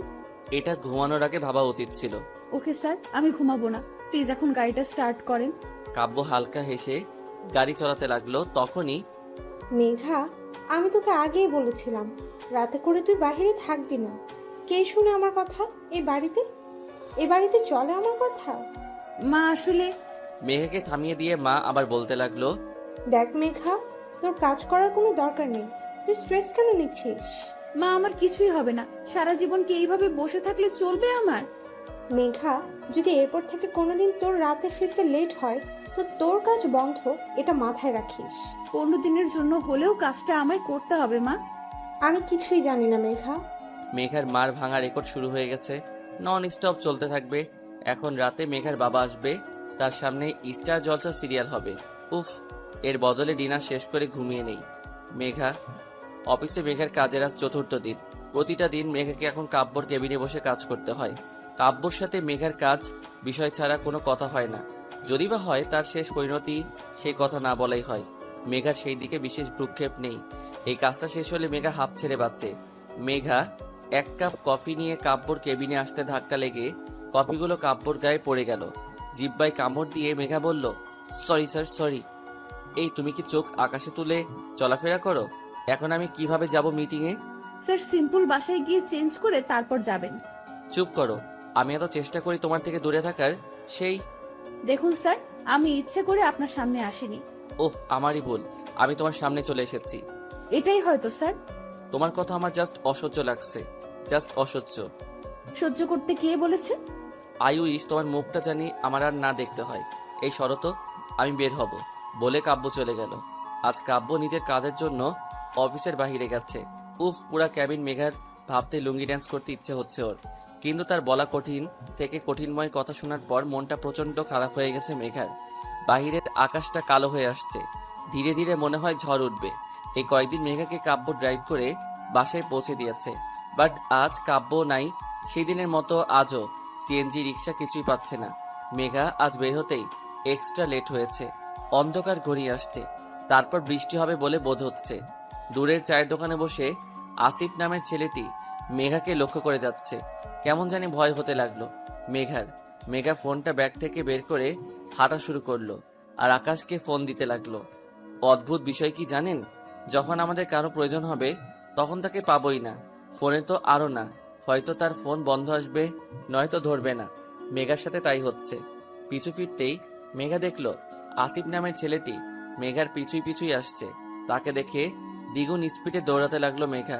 শুধু একটা শব্দ এই মুহূর্তে মেঘার কানে আসছে, আর তা মেঘার হৃৎপিণ্ডের ধুকধুকারি শব্দ। চারিদিকটা কেমন জানি অন্ধকার হয়ে আসছে। কোনো কিছুই না দেখে পাগলের মতো দৌড় চলছিল মেঘা। ক্লান্ত হয়ে নিস্তেজ হয়ে পড়েছে মেঘা। সবকিছুই ঘোলাটে লাগছে। হুট করে সামনের গাড়ির হেডলাইটের আলো চোখে এসে পড়ায় আর কিছুই দেখতে পারল না মেঘা। রাস্তা ধরা লোকজনের ভিড় জমলো, কিন্তু কেন কিছুই আর মাথায় আসছে না মেঘার। রাত 9টা বেজে 30 মিনিট। মেঘার মার প্রেশারটা বেড়েছে। তিনি সোফায় গা এলিয়ে দিয়ে শুয়ে আছেন। আকাশ অস্থিরভাবে পায়চারি করছে আর বারবার মেঘার ফোনে ফোন দিয়ে চলেছে। প্রতিবারের মতো মেঘার ফোনটা অফ আসছে। বাহিরে প্রচুর বৃষ্টি হচ্ছে। এক ঝড় তুফানে এলোমেলো করে দিচ্ছে শান্ত শহরটাকে। আকাশ বসে না থেকে রেইনকোটটা পরে বাইকের চাবিটা নিয়ে যেতেই মেঘার মা বললেন, তোর বাবা 2 দিনের কাজে বাইরে গেছে, তাকে বিষয়টা জানাবো? না মা, বাবাকে এখন কিছুই বলার ঠিক হবে না। আচ্ছা। আকাশ যেতেই আবার মেঘার মা বলে উঠল, হ্যাঁ রে, মেঘার কিছুই হবে না তো? ভয়ে আকাশের মুখটা চুপসে গেল। আপুর যদি কিছু হয় তার জন্য শুধু সে দায়ী থাকবে, এইসব তার জন্য হচ্ছে। আকাশ আর কিছুই না বলে বেরিয়ে গেল। তুমুল বৃষ্টির মধ্যে মেঘাকে আকাশ অনেক জায়গায় খুঁজলো, কিন্তু না পেয়ে বাধ্য হয়ে কাব্যদের বাসায় গেল। 10:20 এই ঝড় বৃষ্টির রাতে কে আসতে পারে তা ভাবে বাড়ির কাজের লোকটা দরজাটা খুলে দিল। চুপ সে ভিজে গেছে আকাশ। আকাশ ভিতরে এসে বলল, কাব্য ভাইয়া বাসায় আছেন? অদ্ভুতভাবে তাকিয়ে আছে কাজের লোকটি, কোনো উত্তর দিচ্ছে না সে। এবার আকাশ চেঁচিয়ে বলল, কাব্য ভাইয়া বাসায় আছে? আকাশের চিৎকার শুনে নেহা নেমে এসে অবাক হয়ে গেল, এই বৃষ্টির রাতে সে এখানে? তুমি এখানে কি করছো? কাব্য ভাইয়া কই? কেন উপরে? আকাশ নেহার হাত ধরে উপরের দিকে নিয়ে গেল। নেহাকে আর কোনো কথা বলার সুযোগ দিল না। কাব্যর রুমের সামনে এসে নেহা অনেকক্ষণ ধরে ডেকে যাচ্ছে। কাব্যর কোনো সারা শব্দ পাচ্ছে না। অনেকক্ষণ পর কাব্য উঠে এসে বলল, কি হয়েছে নেহা? চোখ ডলতে ডলতে এসে দরজা খুলে দাঁড়ালো। আকাশকে দেখে কাব্য অনেকটা হতবাক হলো, এই ছেলেটা এত রাতে এখানে কি করছে? ভাইয়া, আপনি মেঘা আপুকে দেখেছিলেন? কেন, মেঘা বাসায় ফিরেনি? না ভাইয়া, এখনো না ফোনে পাওয়া যাচ্ছে না, সব জায়গায় খুঁজেছি, কোথাও নেই। কি বলছো কি তুমি? আজ আমি অফিসে ছিলাম না, কাজে বাইরে গেছিলাম, সেখান থেকে সোজা বাসায় আসছি। তাহলে মেঘা? হলরুমের সোফায় মাথা নিচু করে বসে আছে আকাশ, পাশে দাঁড়িয়ে আছে নেহা। কাব্য বারবার মেঘার ফোনে ফোন দিচ্ছে, কিন্তু তা বন্ধ আসছে। কিছুক্ষণ পর আকাশের ফোনে ফোন এলো। মেঘার ফোন। আকাশ তাড়াহুড়ো করে ফোনটা ধরলো আর বলল, এই আপু, তুমি কই? কখন থেকে ফোন দিচ্ছি। সরি স্যার, আমি আপনার বোন নই। তো আপনি কে? আমার বোন কই? স্যার, আপনার বোনের অ্যাক্সিডেন্ট হয়েছে, সিটি হাসপাতালে আছে। এইটুকু শুনে আকাশের হাত থেকে ফোনটা পড়ে গেল। কাব্য এসে আকাশকে ধরলো, বলল, কি হয়েছে? আপুর অ্যাক্সিডেন্ট হয়েছে? কই আছে, কোন হসপিটালে? City hospital? কাব্য দৌড়ে গাড়ির চাবিটা নিয়ে বেরিয়ে পড়ল। কিভাবে জানি সে এত দৌড়ে চলছে সে জানে না। আজকের একটা কথা কাব্যর মনে হচ্ছে, আই উইশ তোমার মুখটা আর দেখতে না হয়। বারবার নিজের বলা কথাটা কানে বাজছে কাব্যর। বৃষ্টিধারা থাকে থামাতে পারছে না। সে জোরে জোরে ড্রাইভ করে চলেছে। সিটি হসপিটালে আসতেই সবাই অনেকটা অবাক হয়ে কাব্যর দিকে তাকিয়ে আছে। কাব্য 3/4 প্যান্ট পরে আছে, সাথে নীল টি শার্ট, পায়ে বাসায় পরা স্লিপার। কাব্য রিসেপশনে এগিয়ে যেয়ে বলল, Megha? Accident case sir. G. I am sorry sir. মানে? না না, আমি ইঞ্জেকশন দিব না, আপনি বোঝার চেষ্টা করুন। আমার কাছ থেকে এটা দূরে রাখুন, দূরে রাখুন বলছি। মেঘা রাগান্বিত হবে নার্সকে কথাটা বলছে। মেঘার একপাশে সাদা অ্যাপ্রন পরা মেয়ে দাঁড়িয়ে অনেক বিরক্তভাবে তাকে দেখছে, আর মেঘা অনর্গল কথা বলে যাচ্ছে নার্সের সাথে। দেখুন, এই যে এই সুইটা, বুঝতে পারছেন এটা শরীরে ঢুকে গেলে কি বিশ্রী অবস্থা হবে আপনি ভাবতে পারছেন? কাব্য অবাক হয়ে এসব দেখছে। কাব্যর সাথে আসা নার্স কাব্যকে উদ্দেশ্য করে বলে উঠল, স্যার, আমার ডক্টররা ক্লান্ত, প্লিজ আপনি কিছুই করুন প্লিজ স্যার। কাব্য ঘাড় কাত করে হ্যাঁ সূচক উত্তর দিল, আর নার্সটা চলে গেল। কাব্য কেবিনে ঢুকতে মেঘা বলল, স্যার দেখুন না প্লিজ, আমার ইঞ্জেকশনটা লাগাতে বারণ করুন প্লিজ, আমার রিকোয়েস্ট, এটা শুনছে না। মেঘা তোমার মাথায় দেখো কতটা লেগেছে, এটা তোমায় নিতে হবে, বাচ্চাদের মতো করো না। নো, আমি নিব না, একদম ক্লিয়ার। মেঘা তুমি কি বাচ্চা যে এত ছোট ইঞ্জেকশন তোমার অনেক বড় ক্ষতি হয়ে যাবে? স্যার আপনি বুঝতে পারছেন না, এই ইঞ্জেকশনটা যখন আমার গায়ে লাগাবে তখন কতটা ব্যথা লাগবে আমার। OMG! মেঘা কিছুই হবে না, জাস্ট একটু লাগবে, একটু। না না না না না স্যার, না না, আমি লাগাবো না। এত হট্টগোলের মধ্যে কেবিনের দরজা খুলে ভিতরে ঢুকলেন ডক্টর আহাদ। তিনি কাব্যর কাঁধে হাত রাখতে কাব্য উঠে দাঁড়ালো মেঘার বেড সাইডে। তিনি বসে মুচকে এসে মেঘাকে বললেন, আপনি চকলেট পছন্দ করেন? হ্যাঁ ডক্টর, খুবই। আপনার জন্য আমার কাছে চকলেট আছে। বাঁ পকেট থেকে আহাদ চকলেট বের করে মেঘার দিকে বাড়িয়ে দিল। মেঘা চকলেট খাচ্ছে। আহাদ হাসি মুখে মেঘাকে জিজ্ঞেস করলো, আচ্ছা, আপনার নামটা তো জানাই হলো না। ও ডক্টর, আমার নাম মেঘা রহমান। আপনার? আমি ডক্টর আহাদ। আচ্ছা মিস মেঘা, আপনি কি রেসার? না তো। তাহলে আপনি রাস্তার মধ্যে দৌড় দিচ্ছিলেন কেন? যদি আমি ব্রেক না করতাম তখন আপনার কিছুই হলে তখন? আসলে ডক্টর, এই লোকটা আমার পিছু নিয়েছিল, আমি একটুতেই ঘাবড়ে যাই, আমার ছোট থেকে প্রবলেম, ভয় পেলে হুটহাট কিছুই করে বসি। আচ্ছা, আপনার পিছনে কোন লোকটা পড়েছিল? আসলে ডক্টর, আপনি চিনবেন না ওকে। গল্পের মাঝে আহাদের ইশারায় নার্স ইঞ্জেকশন লাগিয়ে দিল। কিছুক্ষণের ব্যবধানে আকাশ এসে উপস্থিত। আকাশ এসে অবাক হয়ে দেখলো মেঘাকে নার্স ইঞ্জেকশন লাগাচ্ছে, আর মেঘা হাসি মুখে বসে আছে। দরজা ঠেলে ভিতরে এসেই বলল, আপু, তোর ব্যথা লাগলো না? ব্যথা লাগবে কেন? ইঞ্জেকশন লাগলে তো তোমার মহা ব্যথা অনুভব হয়। তাহলে কি তাহলে তাহলে করছিস আকাশ? নার্সগুলো মুখ টিপে হাসতে হাসতে বেরিয়ে গেল। ভ্রু কুচকে বলতে লাগলো, এই কি হলো, সবাই হাসতে হাসতে বের হয়ে গেল কেন? আপু, তুমি ঠিক আছো তো? ওহ কেমন, আকাশ ও মেঘা ওর খারাপ থাকার কথা না, কিন্তু ওর জন্য আর বাকি সবাই খারাপ থাকবে ওকে? দেখুন স্যার, আপনি আমায় এভাবে বলতে পারেন না। আমি তোমায় বলিনি মেঘা। কিন্তু কথাটা তো আমার জন্য ছিল স্যার। ওয়াও, তুমি বুঝতে পেরেছো তাহলে? তোমার মতো বাচ্চা কাচ্চা মানুষ আবার কথা বুঝে? আমি মোটেও বাচ্চা নই। শাট আপ মেঘা, এটা একটা হসপিটাল, ঝগড়া করার প্লেস না। কিন্তু আপনি। Shut up. কাব্যর কথায় মুখ ফুলিয়ে বসে থাকলো মেঘা। কাব্য ডক্টর আহাদের সাথে হ্যান্ডশেক করতে করতে বলল, হ্যালো ডক্টর, আমি আয়ান মাহমুদ, কাব্য চৌধুরী। হ্যালো, আমি মাসুদ রায়হান আহমেদ। ডক্টর, আপনাকে মেনি মেনি থ্যাঙ্কস। আরে আপনি আমার লজ্জা দিচ্ছেন এখন মিস্টার চৌধুরী, এটা তো আমার কর্তব্য। আচ্ছা, আমরা কি মেঘাকে বাসায় নিয়ে যেতে পারি? জি অবশ্যই, উনি বাসায় থাকলে তাড়াতাড়ি সুস্থ হয়ে যাবেন, আর ওনার দিকে খেয়াল রাখবেন। এভাবে রাস্তাঘাটে দৌড়াদৌড়ি করলে বড় অ্যাক্সিডেন্ট হয়ে যেতে পারে। জি ডক্টর, এরপর আমরা ফুল খেয়াল রাখবো। এবার আমরা আসি। মিস্টার চৌধুরী, আমার মনে হচ্ছে আপনার একটু বেশি তাড়া আছে। যাই হোক, রিসেপশনে গিয়ে ফর্মটা পূরণ করে দিয়ে আসুন, তারপরে পেশেন্টকে নিয়ে যান। কাব্য আকাশকে উদ্দেশ্য করে বলল, তুমি ফর্মালিটিগুলো পূরণ করে আসো, আমি মেঘাকে নিয়ে বের হচ্ছি। আকাশ চলে গেল। ডক্টর মেঘার দিকে এগিয়ে এসে বলল, তো মিস মেঘা, আমাদের আর দেখা হচ্ছে না তাহলে? তা কেন ডাক্তার, আপনি আমার জীবন বাঁচিয়েছেন, আপনার সাথে তো ফ্রেন্ডশিপ করা যায়। জি, আপনি চাইলে অবশ্যই করণীয় এটা। কাব্যর আহাতকে পছন্দ হচ্ছে না, তার মতো সে নিত্যন্ত গায়ে পড়া ছেলে, তার মধ্যে এই কথাগুলো আরো ভালো লাগছে না। কাব্য এগিয়ে এসে বলল, মেঘা উঠো উঠো, আমাদের যেতে হবে। মেঘা অবাক হয়ে বলল, হ্যাঁ স্যার, আমি উঠছি তো। উফ, আন্টি টেনশন করছে, তুমি বুঝতে পারছো না, এখনই যেতে হবে। মেঘা ডক্টরকে আরো কিছুই বলতে যাবে, তখন কাব্য মেঘাকে থামিয়ে দিয়ে বলল, ডক্টর, আপনার সাথে আমরা অন্য সময় মিট করব, এখন তো আমাদের আসতে হচ্ছে, সরি ডক্টর। মেঘা, তুমি এখনো বসে, চলো চলো। কাব্য মেঘাকে নিয়ে বেরিয়ে গেল। আহাদ মেঘার যাওয়ার পানে তাকিয়ে আছে। অদ্ভুতভাবে মেয়েটা তার ভালো লেগে গেছে। কাব্য মেঘাদের ড্রয়িং রুমে সোফায় বসে, তার অদ্ভুত লাগছে। পরনে 3/4 প্যান্ট, সাথে টি শার্ট। মেঘার মা কাব্যকে বলতে লাগলো, তুমি না থাকলে কি যে হতো বাবা। মেঘা তার মাকে বাধা দিয়ে বলল, স্যার কিছুই করেননি, সব তো করেছেন ডক্টর আহাদ, উনি তো। মেঘাকে কাব্য থামিয়ে দিয়ে বলল, আন্টি আপনি টেনশন করবেন না, কাল থেকে আমার ড্রাইভার মেঘাকে ড্রপ করে নিয়ে যাবে আসবে। কাব্য, তুমি যে কথাটা শুনিয়ে কতটা শান্তি দিলে আমায়, তা বলার মতো না। দেখো কখন থেকে কথা বলে যাচ্ছি, আমি তোমার জন্য চা নিয়ে আসি। আন্টি আপনি ব্যস্ত হবেন না, এত রাতে আর কিছুই করতে হবে না আপনাকে। আমি অন্যদিন এসে আপনার হাতের চা খেয়ে যাব, আর এখন আপনি একটু রেস্ট নিন, আমি উঠি। কাব্য চলে গেল।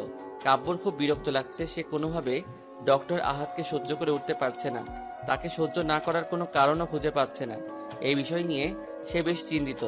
তখনই, মা, তোমার কি দরকার ছিল বলো তো কাব্য স্যারকে বলার আমি তার গাড়িতে যাব? মেঘা, তুই বেশি বুঝিস না। কাব্য যা বলছে তোর ভালোর জন্য বলছে। মা, সে আমায় ভালো বোঝার কে? আকাশ আছে না, ও আমায় অফিসে দিয়ে আসবে, নিয়ে আসবে, অন্য কারো সাহায্য আমি কেন নেব? দেখ মেঘা, তুই এইভাবে যেতে পারলে যা, না হলে তোর কাজ করার কোনো দরকার নেই, বাসায় থাক। মা, আমার কথা আমি বলে দিয়েছি, এখন তোর যেতে হলে যা, থাকতে হলে থাক। মাকে বোঝানো অসম্ভব। মা একবার যেটা বুঝেছেন সেটা তিনি করবেন, তাকে বলে কোনো লাভ হবে? শুধু শুধু বৃথা চেষ্টা। মেঘা বাধ্য হয়ে কাব্যর পাঠানো গাড়ি করে অফিসে আসলো। অফিসে ঢুকতে একটা গন্ডগোল হচ্ছে, তা বেশ আন্দাজ করতে পারলো মেঘা। কাব্য আজ কালো কোট প্যান্ট পরেছেন, তার স্ট্রেট করা চুল, হাতে হোয়াইট চেইনের ঘড়ি। কাব্যর এইরকম মার্কা ফেসে ওর আগের আবির্ভাব বেশ পরিলক্ষিত। আরে রে, এই লোকটা বোধহয় না রেগে থাকতে পারে না, রাগ ওনার ফেভারিট মুড। কি হচ্ছে জানার জন্য এগিয়ে আসলো মেঘা। মেঘা চমকে উঠল, ওই আসিফ নামের ছেলেটি মাথা নিচু করে দাঁড়িয়ে আছে। মেঘা তো কাব্যকে কিছুই বলেনি, তাহলে তিনি কি অন্য কিছু নিয়ে কথা বলছেন ছেলেটার সাথে? এই যে মেঘা। কাব্য মেঘাকে ডাক দিলেন। মেঘা তার দিকে এগিয়ে আসতে বলল, জুতা খুলো মেঘা। কেন? জুতা কেন খুলতে যাব স্যার? আমি বলেছি তাই খুলবা, এত প্রশ্ন করছো কেন? এই লোকটা কোনো কথা ঠিকঠাক বলতে পারে না। ঘুরিয়ে পিছিয়ে জিলিপির প্যাচ করতে হবে। আমার তো মনে হয় জিলিপির প্যাচ উনি আবিষ্কার করেছে। মেঘা, তোমার ভাবনা চিন্তা শেষ হয়েছে? জি জি স্যার। মেঘা মনে মনে ভাবছে, তাও টের পেয়ে যাচ্ছে না জুতাটা খুলে নি। জুতাটা খুলে হাতে ধরতেই কাব্য আবার বলে উঠল, যাও মেঘা মারো। মেঘা হা হয়ে কাব্যর দিকে তাকালো। কাব্য কি বলতে চাচ্ছে? মেঘা এখন এই জুতা দিয়ে ওই লোকটাকে মারবে? আরে জ্বালা, আমি তো জীবনে একটা মশাকে মারিনি, মশারও তো ফ্যামিলি আছে। এর কথা ভেবে আর উনি বলছেন আমি ওই ছেলেটাকে মারবো। মনে মনে ভাবছে মেঘা। কি হলো মেঘা, তুমি দাঁড়িয়ে আছো কেন?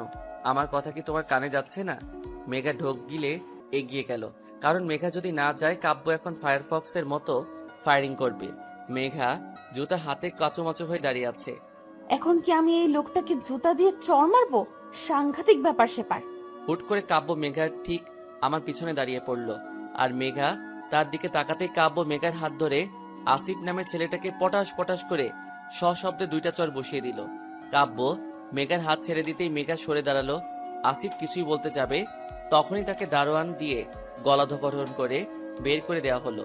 কাব্য সবার দিকে তাকিয়ে বলল, ড্রামা শেষ, এখন যে যার কাজে যাও। কাব্য নিজের ক্যাবিনে গেল। মেঘা তার পিছু পিছুই গেল। কাব্য খুব শান্ত হয়ে বসে ল্যাপটপ টিপছে। মেঘা ভাবছে, কি মানুষ রে বাবা, কিছুক্ষণ আগে মহাভারত সিরিয়ালের মতো যুদ্ধক্ষেত্র রূপ কর্মকাণ্ড শেষ করে চুপচাপ বসে আছেন। ভাবা যায় সব। নিজের জায়গায় বসে আছে কিন্তু ঠিক শান্তি পাচ্ছে না। আসলে কিভাবে কি হলো না শুনে কিছুতেই শান্তি হচ্ছে না মেঘার। স্যার, আপনি কিভাবে বুঝলেন ওই আসিফ ছেলেটি আমার সাথে নোংরা কিছুই করতে চেয়েছে? আমি তোমার মতো বাচ্চা না মেঘা। স্যার, আমিও বাচ্চা না। আর বাচ্চা হলে কি এত বড় প্রজেক্ট হ্যান্ডেল করতে পারতাম বলুন? ও আচ্ছা, এত বড় প্রজেক্ট হ্যান্ডেল যখন করছো তখন নিজে বুঝে নাও। কি নিজে বুঝে নাও? প্লিজ স্যার, আপনি বলুন না কিভাবে বুঝলেন? মিস মেঘা রহমান, আমি তোমার মতো কাঁচা মাথা নিয়ে বিজনেস করি না। তুমি হয়তো জানো না বা চোখ খুলে চলাফেরা করো না, তাহলে আমার অফিসের সামনে লাগানো সিসি ক্যামেরাটা দেখতে পেতে। ও, আমি তো দেখিনি। প্রয়োজনের জিনিস তোমার চোখে পড়বে না, কিন্তু অপ্রয়োজনের জিনিস ঠিকই চোখে পড়বে। আসিফ না আসিফ, ও তো অনেকদিন ধরে কাজ করে আসছে স্যার। তাহলে ওর কেন মনে নেই? আসলে অপরাধী যখন অপরাধ করে তখন কোনো না কোনো ভুল অবশ্যই করে, যা আসিফকে দেখলে স্পষ্ট বোঝা যায়। ইস, ডক্টর আহাদ আমায় না বাঁচালে আজ আমার খবর দৈনিক সমাচারে বড় বড় হেডলাইনে লেখা হতো। কত ভালো মানুষ তিনি। মেঘার কথায় কাব্য তেলে বেগুনে জ্বলে উঠছে, কিন্তু প্রকাশ্যে কিছুই না বলে ধমক দিয়ে থামিয়ে দিল মেঘাকে। মেঘা কাজ করছে, হুট করে তার ফোনটা বেজে উঠল। সে ফোনটা রিসিভ করে অপরপক্ষ কি যে বলল তা শুনে সে উত্তর দিল, আমি আসছি। মেঘা কাব্যর দিকে তাকাতেই দেখলো তার ফোন কলে সে চরম বিরক্ত। মেঘা কাব্যর দিকে তাকিয়ে হাসার চেষ্টা করলো আর বলল, স্যার, আমি একটু ক্যান্টিন থেকে আসছি। ক্যাফেটেরিয়াতে মেঘা আর ডক্টর আহাদ পাশাপাশি বসে আছে। বেশ হাসি উজ্জ্বল চেহারা ডক্টর আহাদের। তো মিস মেঘা, আপনি এখন কেমন আছেন? আমি তো ভালো আছি। আপনি হুট করে আমার অফিসে? এদিক দিয়ে যাচ্ছিলাম তো ভাবলাম একবার আপনার খোঁজ নিয়ে যাই। ও আচ্ছা। তো কি চলছে, সব ঠিকঠাক তো? ডক্টর আহাদের কথায় পিছন থেকে কাব্য উত্তর দিল, আরে ডক্টর আপনি? কাব্য মেঘার কাছে এসে কাব্য একটা চেয়ার টেনে মেঘার সাইডে বসলো। কাব্যকে এখানে অনাকাঙ্ক্ষিতভাবে দেখে মেঘা আহাদ দুজনে অনেকটা শক, কিন্তু কাব্য খুবই নর্মাল বিহেভ করছে। মিস্টার চৌধুরী, আপনি এখানে? আরে ডক্টর, মেঘা আপনাকে বলেনি আমি ওর বস? আসলে আমি সেটা বলিনি, বলছি আপনি হুট করেই ক্যান্টিনে? ওহ ডক্টর, এটা লাঞ্চ টাইম, সেই জন্য আসলাম। প্রচন্ড রকম ক্ষুধা লেগেছে, আমরা কিছু অর্ডার করি? স্যার, আমার জন্য চকলেট কেক অবশ্য করবেন। ওকে মেঘা। ডক্টর আহাদ, আপনার জন্য স্পেশাল কিছু? ডক্টর আহাদের অনেক বিরক্ত লাগছে। তিনি মেঘার আর তার মাঝে তৃতীয় ব্যক্তিকে এই মুহূর্তে পছন্দ করছেন না, কিন্তু মিস্টার চৌধুরী যে কোথা থেকে উড়ে এসে জুড়ে বসলেন তা নিয়ে বেশ চিন্তিত দেখা যাচ্ছে তাকে। মেঘা কেকটা কেমন? কাব্যর কথায় ডক্টর আহাদ ড্যাব ড্যাব চোখে মেঘার দিকে তাকালো। মেঘার তেমন ভাবান্তর হলো না, সে বেশ খেতে খেতে উত্তর দিল, অনেক tasty sir, let me taste. Kabya মেঘার কেকটা থেকে এক বাইট নিতেই ডক্টর আহাদ অনেকটা হতবাক হয়ে গেল। এসব কি করছেন মিস্টার চৌধুরী? তিনি কি বোঝাতে চাচ্ছেন আমায়? না মেঘার ব্যাপারটা নিয়ে ফার্স্ট ভাবতে হবে দেখছি। মিস্টার রাহাত কিছুই বলছে না। কাব্য মেঘার সাথে অহেতুক কথা বলছে, যারা কোনো মানে কাব্য নিজে খুঁজে পাচ্ছে না। খাবার শেষ করে কাব্য আবার মেঘাকে বলল, মেঘা চলো, আমাদের এখন মিটিংয়ে যেতে হবে। স্যার, আমার আবার কিসের মিটিং? আরে মেঘা, তুমি বারবার ভুলে যাও, এটা কি হয় নাকি? চলো ফার্স্ট। মেঘা কাব্যর কথার কিছুই বুঝছে না। সে ডক্টর আহাতকে বলল, সরি মিস্টার রাহাত, আজ আমি একটু ব্যস্ত। আমরা অন্য কোনো একদিন দেখা করে নিই। ওকে মেঘা, কোনো সমস্যা নেই। কাব্য মেঘাকে নিজের সাথে করে নিয়ে গেল। ব্যাপারটা মিস্টার আহাদের তেমন সুবিধার ঠেকল না। তিনি সন্দেহ দৃষ্টিতে বারবার কাব্যর দিকে তাকাচ্ছেন। আহাদ গম্ভীরভাবে কিছুই ভাবতে বসে গেল। কাব্য ড্রাইভ করছে, তার পাশের সিটে মেঘা বসে আছে। মেঘার কৌতূহলের দৃষ্টি নিয়ে কাব্যর দিকে তাকিয়ে আছে। স্যার, আপনার কি হয়েছে বলুন তো? কই কিছুই না তো। কিছু তো হয়েছে স্যার। আপনি ডক্টর রাহাদের সামনে এটা দেখানোর চেষ্টা করলেন কেন যে আপনি আর আমি এত ক্লোজ? আরে মেঘা, আমাদের কোম্পানির একটা রিপিটেশন আছে না? এইভাবেই সবাই যদি ভাবে আমাদের কোম্পানির এমপ্লয়ীদের সাথে খারাপ ব্যবহার করি, তাহলে মার্কেটে আমাদের বদনাম হবে। কিন্তু স্যার, আপনি আমায় মিটিংয়ে কেন নিয়ে যাচ্ছেন? আমার তো কোনো কাজ নেই। চুপ করে বসে থাকো মেঘা, এত কথা বলো না। আমার ড্রাইভ করতে প্রবলেম হচ্ছে। মেঘা চুপ করে গেল, কিন্তু কাব্য নিজে বুঝতে পারছে না সে কেন বা এমন বিহেভিয়ার করছে। কি হয়েছে? তার রেস্টুরেন্টে বসে আছে কাব্য, মেঘা আর তাদের সামনে বসে আছেন তাদের ক্লায়েন্ট মিস্টার তাসকিন শরীফ। কাব্য আর মিস্টার শরীফ তাদের মিটিংয়ের বিভিন্ন প্রয়োজনীয় কথাবার্তা বলছে। মেঘা মনোযোগ দিয়ে তা শুনছে। যদিও তার ইচ্ছে করছে এখান থেকে দৌড়ে পালাতে, কিন্তু তার হচ্ছে কই। 3টায় মিটিং শেষ হলো। মিস্টার শরীফ মেঘার সাথে হ্যান্ডশেক করার জন্য তার দিকে হাত বাড়িয়ে দিল। মেঘা তো হাসি মুখে হাত মিলাতে যাবে, তখন কাব্য ঠ্যাস করে হাত মিলিয়ে নিয়ে বলল, আপনার সাথে কাজ করে আমাদের নিশ্চয়ই অনেক ভালো লাগবে। এখন তাহলে আসি মিস্টার শরীফ। চলো মেঘা, চলো। কাব্যর এমন অদ্ভুত বিহেভিয়ার, মিস্টার শরীফ আর মেঘা দুজনেই হতবাক। কি হয়েছে তা জানতে হবে মেঘার।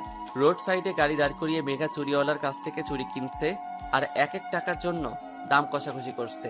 কাব্য গাড়িতে হেলান দিয়ে 2 হাত পকেটে রেখে দেখে চলেছে মেঘাকে। মেঘা ছাড়া আর কোনো কিছুই তার চোখে পড়ছে না। মেঘার চুলগুলো হালকা বাতাসে উঠছে। কোমরে হাত দিয়ে সে দোকানের সাথে দাম কষাকষি করছে। কাব্য ভাবতে লাগলো, প্রথম দিন তোমার ভয়েস শুনে তোমার প্রতি মুগ্ধ হয়ে গেছিলাম। আমি তখন ভেবেছিলাম এমন ভয়েস আর কারো হতে পারে না, কারো না। তোমায় যেদিন দেখতে গেলাম, বিশ্বাস করো তোমার প্রতি আকর্ষণটা আরো বেড়ে গেছিল। তোমায় গাঢ় নীল রঙের শাড়িতে দেখে তোমার কাছের চুড়িগুলো ঝনঝন শব্দ করে বড্ড জ্বালাচ্ছিল আমায়। কিন্তু নিয়তি হয়তো আমাদের নিয়ে অন্য কিছুই লিখেছিল, তাই তো তুমি আমার হলে না। হয়ে গেল তোমার সাথে আমার এক মহাযুদ্ধ কাহিনী। সেদিন তোমার মুখে ওই হাড়ের ডক্টর আহাদের নামে এত গল্প শুনে আমার ইচ্ছা করছিল হাড় ডাক্তারকে খুন করি। পরে বুঝলাম আমি তার প্রতি জেলাস, আর আসিফকে আমার খুন করতে ইচ্ছে হয়েছিল। ওর এত সাহস তোমার দিকে চোখ তুলে তাকায়। এইসব থেকে হিসাব করে বুঝলাম আমি তোমায় ভালোবাসি। কি আই লাভ ইউ মেঘা। কাব্য হাসি নিয়ে মেঘার দিকে তাকিয়ে হতাশ হয়ে গেল। এই বাচ্চাকে এখন কিভাবে বোঝাবে সে? 1 ডজন চুরির জন্য কিভাবে ঝগড়া করছে। আল্লাহ, এই পিচিটাকে আমার ভালোবাসতে হলো। কাব্য মেঘার কাছে এগিয়ে গিয়ে চুরিওয়ালার পুরা ঝুড়িটা তুলে মেঘার হাতে দিল। চুরির দামের দ্বিগুণ টাকা চুরিওয়ালাকে দিল। খুশিতে গদগদ হয়ে চুরিওয়ালা চলে গেল। মেঘার ড্যাব ড্যাব চোখে কাব্যর দিকে তাকিয়ে আছে। তখনই, স্যার, এতগুলো চুরির আমি কি করব? রাখতে হলে রাখো, না হয় ফেলে দাও। স্যার, আপনি কি পাগল নাকি? এতগুলো টাকা দিয়ে কিনে ফেলে দিব? তাহলে রাখো নিজের কাছে। স্যার, আপনি আমায় এত চুরি কিনে দিচ্ছেনই বা কেন? তুমি না আমার কাছে 20 টাকা পাও? পাই তো। কেন স্যার, ওই টাকা তো কি এখন আমায় দেবেন? না, এখন তুমি আমায় চুরির টাকা দিবা মিস মেঘা। কি? আমি কি আপনার কাছে 3000 টাকার চুরি কিনে চেয়েছি? আমি আপনার চুরি নিবই না, বুঝলেন? নামো। কাব্য গাড়ি থামিয়ে মেঘাকে নামতে বলল। মেঘা অবাক হয়ে কাব্যর দিকে তাকালো আর বলল, কেন? চুরি ঝুড়িটা নাও আর নামো গাড়ি থেকে। মেঘা অবাক হয়ে ঝুড়িটা নিয়ে নামলো আর কাব্যর দিকে হা করে তাকিয়ে আছে। মিস মেঘা, এখন তুমি ভাবো আমার 3000 টাকা কিভাবে দিবে। ডেভিল মার্কা হাসি দিয়ে কাব্য গাড়ি নিয়ে মেঘার সামনে শো করে চলে গেল। কি হলো এটা বোঝার জন্য মেঘা চারদিকে তাকাতে দেখলো কি কাব্য মেঘাকে ওর বাসার সামনে নামিয়ে দিয়ে এত সহজে ছুরি ধরিয়ে দিয়ে চলে গেল। আর মেঘা বোকার মতো বকবক করে আস্তে আস্তে বাহিরের দিকে খেয়াল করলো না। মেঘা ভাবলো না এখন চুপচাপ বাসায় ঢুকতে হবে। মা যদি আমার হাতে এই ঝুড়ি দেখে তাহলে তো এলাহি কাণ্ড বেঁধে দিবে। হাজারটা প্রশ্নের তীর নিক্ষেপ করবে আমার দিকে আর অহেতুক সন্দেহ দৃষ্টি দিয়ে গিলে খাবে। চুপচাপ খুব সাবধানে পা ফেলে বাসার ভিতরে প্রবেশ করলো মেঘা। নিজের রুমে এসে দীর্ঘ নিঃশ্বাস ছাড়লো। যাক বাবা, বাঁচা গেল। আকাশ আমার কথা শুনে, আকাশ শোনো, দাঁড়াও, কোথায় যাচ্ছ তুমি? নেহা, আমাকে যেতে দাও। তোমার সাথে আমি আর কোনো কথা বলতে চাই না, প্লিজ। কি হয়েছে আকাশ, তুমি এভাবে বলছো কেন? দেখো নেহা, তোমার জন্য আমি আমার বেচারি বোনটার এই অবস্থা করেছি। শুধুমাত্র আমার জন্য মাকে এত টেনশন কাটাতে হয়েছে। আমার জন্য আপু এত বড় বিপদের মুখ থেকে ফিরে এসেছে। প্লিজ নেহা, আমি আর কিছুই করতে পারবো না। আমার বোনকে আমি ভালোবাসি, তার ক্ষতি আমি আর করতে পারি না।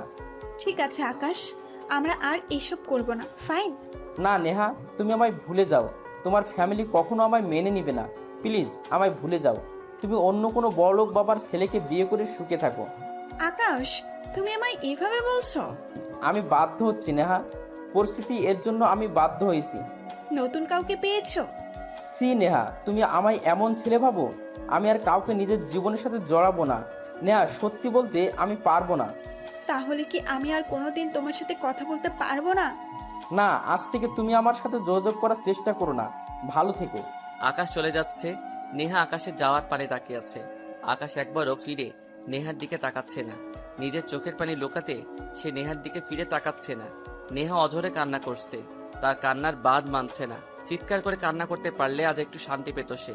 কাব্য গুনগুন করে গান গাচ্ছে আর পকেটে হাত দিয়ে নেহার রুমের দিকে যাচ্ছে। প্রেমে পড়েছি আমি, প্রেমে পড়েছি, প্রথম দেখাতে তার প্রেমে পড়েছি। কাব্য গান গাচ্ছে, নেহা মুখ ফুলিয়ে বসে আছে। নেহা বিরক্ত নিয়ে বলল, এই ভাইয়া, কি শুরু করলি তুই? এই তো সমস্যা কি? সমস্যা আমার না তোর। আমার সমস্যা থাকলে এত সুন্দর গান গাইতাম বল। তোর সমস্যা, তুই নিয়ে ভাগে এখান থেকে, আমার মুড অফ। বোন শোন না, প্রেমে পড়েছি, আমি প্রেমে পড়েছি।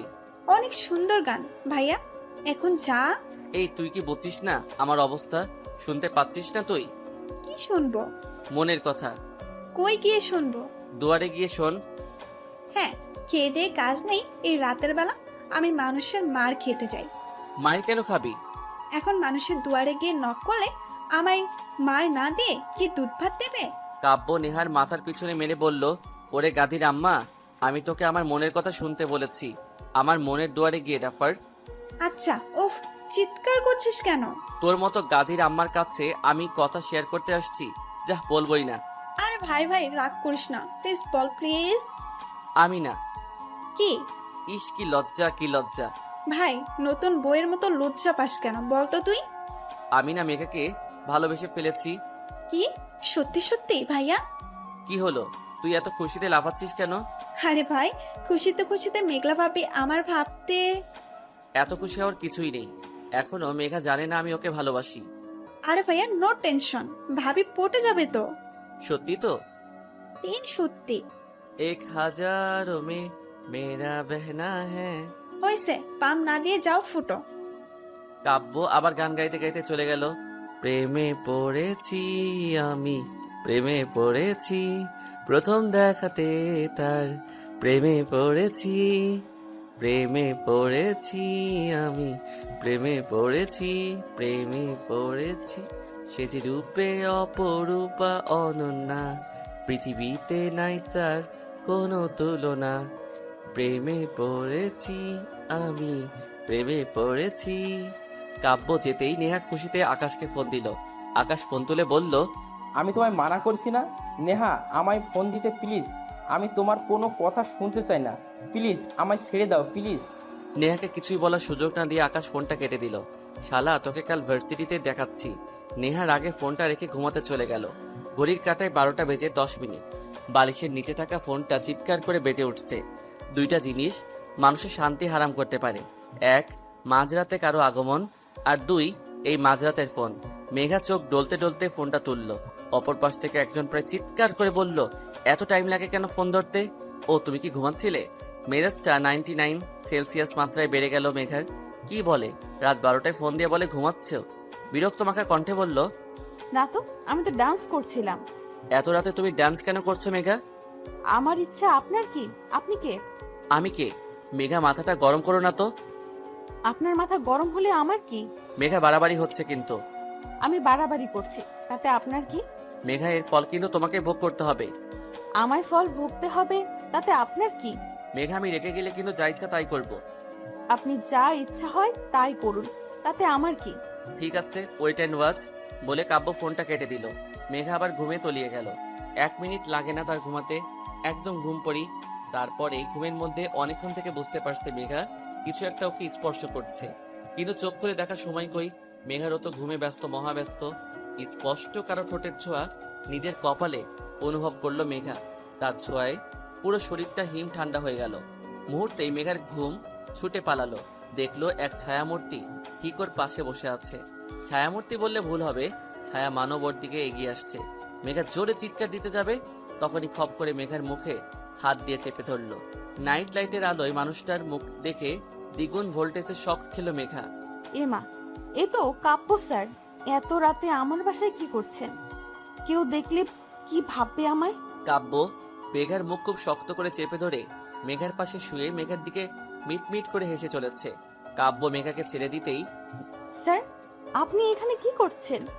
মেঘার দিকে দ্বিগুণ ফিসফিস করে বলল, আমার যা ইচ্ছে হয় করতে বললা, আর এখন ইচ্ছে হয়েছে তাই এখানে আসছি। কি? আপনি এত রাতে আমার রুমে আসবেন? কেউ দেখলে কি ভাববে? সেটা তোমার সমস্যা, তাতে আমার কি? দেখুন স্যার, আমার ভুল হয়েছে, আপনার সাথে রাগা উচিত হয়নি। আপনি ইগো বজায় রাখার জন্য শক করতে রাজি। এখন আমি যাব না, এখানেই থাকবো। কি? স্যার প্লিজ প্লিজ, আপনি যান প্লিজ। তুমি কি আমার বউ না গার্লফ্রেন্ড যে আমি তোমার কথা শুনবো? আপনি যদি ভালো ভালোই না যান তো তো কি করবা শুনি? আমি চেঁচিয়ে সবাইকে ডাকবো আর বলবো আপনি আমার রুমে জোর করে ঢুকে এসেছেন। আমি বলবো তুমি আমায় ফোন করে আসতে বলেছো, আমার ফোন লিস্টটা দেখিয়ে দিব। আল্লাহ, কোন বিপদে ফেললে আমায়। আচ্ছা স্যার, আপনি যা বলবেন আমি তাই করব। কাব্য পা দোলাচ্ছিল। মেঘার কথায় রীতিমতো খুব উৎসাহের সঙ্গে এগিয়ে এসে বলল, যা বলবো তাই করবা? হ্যাঁ স্যার, তাই করব, বলেন। মেঘা কাব্যর হাত ধরে টেনে তুললো আর প্রায় ধাক্কাধাক্কি করে বেলকনিতে নিয়ে গেল। স্যার এখন আপনি যান প্লিজ স্যার। এমন ধাক্কা দিয়ে বের করছো কেন? ভালোবেসে তো বলতে পারো নাকি? মুখটা বাংলার পাঁচ করে বলল কথাটা। স্যার আপনি প্লিজ যান তো। কাব্য মেঘার দিকে কিছুক্ষণ তাকিয়ে থেকে মেঘার দিকে এগিয়ে আসলো। তারপর মেঘার হাত ধরে নিজের বুকের মধ্যে নিয়ে আসলো। কাব্যর বিহেভিয়ারে মেঘা অনেকটা শক, কিছুই বলার ভাষা খুঁজে পাচ্ছে না। কাব্য আস্তে আস্তে নিজের গালের সাথে মেঘার গাল ছোঁয়ালো। মেঘার কানের কাছে মুখ দিয়ে ফিসফিস করে বলল, কালো নীল শাড়ি আর হাত ভর্তি কাচের চুড়ি পরে আমার সামনে দাঁড়াবা, আর এটাই তোমার শাস্তি। কাব্য লক্ষ্য করলো মেঘা চুপটি করে দাঁড়িয়ে আছে। মেঘাকে ছেড়ে দিয়ে কাব্য ডেভিল টাইপের হাসি দিয়ে যেখান থেকে এসেছিল সেখান দিয়ে চলে গেল। মেঘা ঘরে এসে হাঁপ ছেড়ে বাঁচলো। না, কাল শনি আছে কপালে, এটা ভেবে আবার গভীর ঘুমে আচ্ছন্ন হয়ে গেল মেঘা। আজ মেঘা গাঢ় নীল রঙের শাড়িটা পরে নিল। কাব্যর কথা অনুযায়ী হাতে নীল কাচের চুড়ি পরে নিল। অদ্ভুত হলেও সত্যি, প্রথমবার মেঘার কোনো ছেলের জন্য সাজতে ভালো লাগছে। কিছুই অবাধ্য অনুভূতি বেপরোয়া হয়ে উঠেছে। হালকা হাসি ঠোঁটের কোণে লেগে আছে মেঘার। হয়ে নিচে আসতেই আকাশ বলল, পুসপুস হতা হ্যাঁ। কি ব্যাপার? কিছুই না, তোমার কি ব্যাপার? আমার আবার কি ব্যাপার হবে? উপন্যাসের হিরোইন সেজে কোথায় পাড়ি জমাচ্ছ? কোথাও না, বাজে কথা বলা বন্ধ করো, অশিক্ষিত। আরে আমি। চুপ কর। 2-4টা ধমক দিয়ে বাসা থেকে বের হলো মেঘা। অফিসে আসতে একটু লেট হয়ে গেল, ট্রাফিক জ্যামের জন্য লেট হয়েছে। অফিসে ঢুকতে কলিগ রিয়ান হাঁ করে তাকিয়ে আছে মেঘার দিকে। মেঘা তার সামনে গিয়ে তুড়ি মেরে বলল, কি হলো? তিনি বুকে হাত দিয়ে বলল, হায়, ঘায়ল করে দিচ্ছ তুমি আমায়, এইখানটাতে চিনচিন ব্যথা করছে তো। ও আচ্ছা, তাহলে আজকে ডাক্তারের কাছে যান। মেঘা কাব্যর কেবিনে ঢুকে দেখলো কাব্য রাগে প্রদীপের মতো জ্বলজ্বল করছে। মেঘা ভাবছে, এখন আমি আবার কি করলাম? এই লোকটা না আশ্চর্যজনক, ধ্যাত যা করে করুক, ভালো ভালোই 2 দিন কেটে গেলে বাঁচি। ইজি চেয়ারে গা এলিয়ে দিয়ে বসলো মেঘা। কাব্য রেগে গেলেও কিছুই বলছে না, অদ্ভুত নিজের মতো কাজ করে চলেছে। মেঘার আর কি, ও ওর কাজগুলো করে নিলে বাঁচে। ভার্সিটির বটতলায় আকাশ বসে আড্ডা দিচ্ছিল। নেহা আসতেই সে উঠে চলে যেতে লাগলো। নেহা পথ আগলে ধরলো। আকাশ, আমার কথাটা শোনো প্লিজ। না নেহা, আমি তোমার কোনো কথা শুনতে চাই না প্লিজ। আকাশ, ভাইয়া মেঘা আপুকে ভালোবাসে। তাতে কি? আমার বোন তো বাসে না। মানে আপু যাতে ভাইয়ার প্রেমে পড়ে তা তো তোমাকেই প্ল্যান করতে হবে। প্লিজ নেহা, আমি কিছুই পারবো না, প্লিজ তুমি আমার পিছু ছেড়ে দাও প্লিজ। আকাশের কথা না বাড়িয়ে চলে গেল। নেহা দাঁড়িয়ে থেকে আকাশের যাওয়ার পানে তাকিয়ে আছে। আজ এই আকাশটাকে চিনতে নেহার বড্ড কষ্ট হচ্ছে। কাজের মাঝে মনে হয় মেঘার বাধাস্বরূপ মেঘার বেহায় ফোনটা ভ্যাভ্যা করে উঠল। কাব্য মেঘার দিকে ভ্রু কুচকে তাকালো, আর একবার ফোনের স্ক্রিনের দিকে তাকাতেই মেঘা ফোনটা হাতে নিয়ে বলল, কে? আরে মেঘা, আমি আহাদ বলছি। ও ডাক্তার আপনি? হ্যাঁ বলুন। মেঘা, এখন একটু তোমার সময় হবে? কেন বলুন তো ডক্টর? আমার তোমার সাথে খুব প্রয়োজনীয় কথা ছিল। খুব প্রয়োজনীয় কি? হ্যাঁ মেঘা, খুব। আচ্ছা আপনি কোথায় এখন? তোমার অফিস ক্যান্টিনে আছি। আচ্ছা আমি আসছি, জাস্ট 5 মিনিট। মেঘা ফোন রাখে আর চোখে দেখলো কাব্য খুব মনোযোগ সহকারে এখন নিজের কাজে ব্যস্ত হয়ে পড়েছে। মেঘা ফোনটা নিয়ে কিছুক্ষণ ভাবলো, তারপর কেবিন থেকে বেরিয়ে ক্যান্টিনের উদ্দেশ্যে গেল। মেঘা আহাদের সামনে আসতেই আহাদ হা হয়ে তাকিয়ে আছে। মেঘা আজ এত সুন্দর লাগছে যে কেউ দেখলে প্রেমে পড়ে যাবে। বাঙালি মেয়েরা যত আধুনিক পোশাক আশাক পরুক না কেন, নারীকে তো সবসময় শাড়িতে অপরূপা অননা লাগে। মেঘা আহাদের সামনের চেয়ারে বসে পড়ল। বলুন ডক্টর, আমায় কেন ডেকেছেন? কিছু না। কিছুই না মানে? ফোনে বললেন আপনার অনেক প্রয়োজনীয় কথা আছে, এখনই বলতে হবে আপনাকে। তাই তো আমি কাজ ফেলে আপনার কাছে আসলাম। আমার জন্য এসো। হ্যাঁ আপনার জন্য। মেঘা, তোমায় আজ অনেক সুন্দর লাগছে, যা বর্ণনা করার ভাষা পাচ্ছি না। ধন্যবাদ ডক্টর। আসলে মেঘা, আমার না একটা সমস্যা হচ্ছে। তোমার সাথে দেখা হওয়ার পর থেকে সমস্যাটা হচ্ছে আমার। কি ধরনের সমস্যা বলুন তো? তোমাকে দেখলে আমার বুকের মধ্যে প্রচন্ডভাবে ব্যথা অনুভব করি। মেঘা আহাদকে কিছুই বলতে যাবে, তখন কোথা থেকে কাব্য এসে মেঘার হাত ধরে হিড় করে টেনে নিয়ে যাচ্ছে। ডক্টর আহাদ ব্যাপারটা বুঝতে পারছেন না। মেঘা শুধু বলছে, স্যার ছাড়ুন, আমার হাতে লাগছে, প্লিজ ছাড়ুন স্যার। কাব্য মেঘার কোনো কথা না শুনে মেঘাকে টেনে গাড়িতে তুলল। তারপর সোজা নিজের বাসায় নিজের রুমে এনে মেঘাকে বিছানায় ছুঁড়ে ফেলে দিল। কাব্যর ঘরে থাকা জলপরি শোপিসটা ফ্লোরে আছড়ে ফেলে দিল। মুহূর্তেই বিকট শব্দে টুকরো টুকরো হয়ে ভেঙে গেল শোপিসটা। কাব্য মেঘার বাহুতে হাত দিয়ে টেনে তুলল। এত শক্ত করে ধরছে, বোধহয় তার উদ্দেশ্য হাড়গুলো গুঁড়া পাউডার করা। আর বলল, এই মেয়ে, তোমার কত ছেলে লাগে বলো বলো? অফিসে ওই রিয়ানের সাথে গায়ে পরে হেসে কথা বলছিলে, তারপর ওই হাড়ের ডক্টর আহাদের সাথে। ছি! স্যার ছাড়ুন আমায়, আমার যার সাথে ইচ্ছা আমি তার সাথে কথা বলবো, আপনার কি? আমার কি? কাব্য মেঘাকে ছেড়ে দিয়ে নিজের চুলগুলো শক্ত করে ধরলো, পাগলের মতো এদিক ওদিক করছে। আমার কি? ওকে মেঘা, তুমি দেখো আমার কি, বলে কাব্য চলে গেল। দরজাটা পিছন থেকে লক করে দিয়ে গেল। মেঘা দরজা খটখট করছে আর বলছে, স্যার দরজা খুলুন প্লিজ স্যার। তখনই অনেকক্ষণ থেকে একটা বদ্ধ রুমে বসে আছে মেঘা। মেঘাকে কেন এভাবে তুলে আনলো সেটা একমাত্র কাব্যই জানে। কি চলছে ওর মাথায় তাও বোঝা অনেক মুশকিল মেঘার।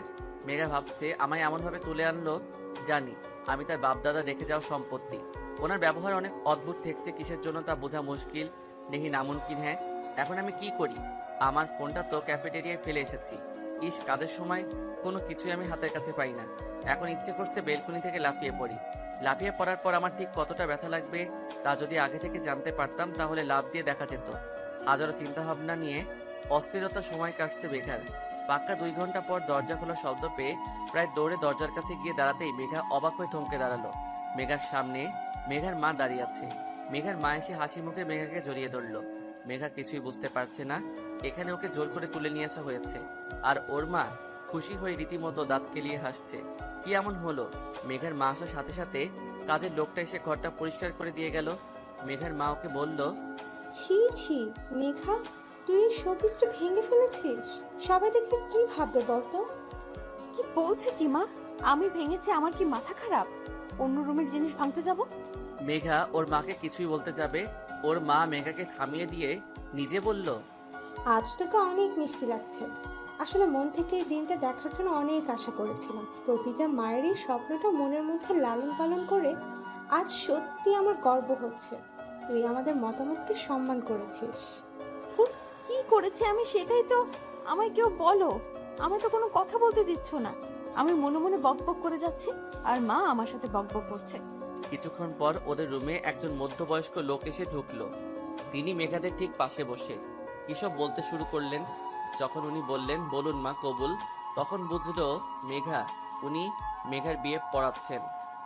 মেঘার মাথা আকাশ ভেঙে পড়লো। এখানে হচ্ছে কি? সব কিছুরই চাপে পড়ে আর মেঘার মায়ের মুখের হাসি দেখে মেঘার মুখ দিয়ে কবুল কথাটা বের হয়ে গেল। কাজী সাহেব তার খাতাপত্র গুছিয়ে চলে গেল, আর মেঘার মা খুশিতে গদগদ হয়ে ওর কপালে চুমু খেয়ে নিচে চলে গেল। মনে অজান্তে এক ফোঁটা নোনা জল চোখ বেয়ে পড়ছে মেঘার।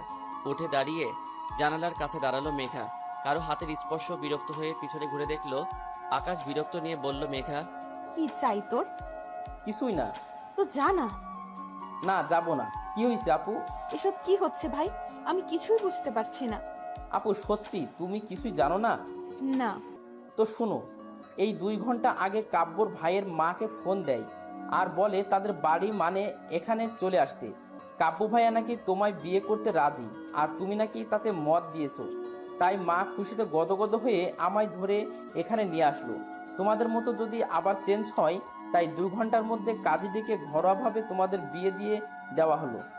এইসব আমি তো কিছুই জানি না। আমি এত জানি না, কিন্তু আপু একটা কথা বলো, সত্যি কি তোমার মনের মধ্যে কাব্য ভাইকে নিয়ে কোনো অনুভূতি নেই?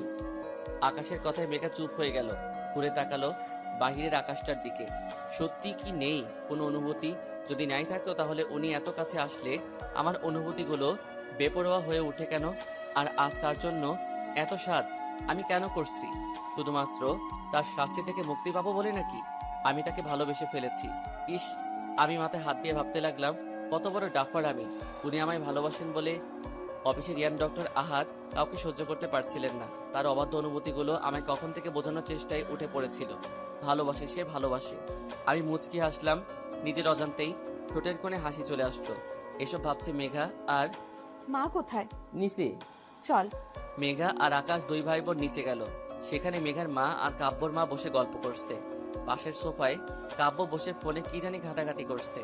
মেঘা যে এসেছে তার দিকে তার কোনো খেয়ালই নেই। অপর পাশে দেখলো নেহা দাঁড়িয়ে আছে। মেঘা কাব্যর সামনে সোফায় গিয়ে বসে পড়ল।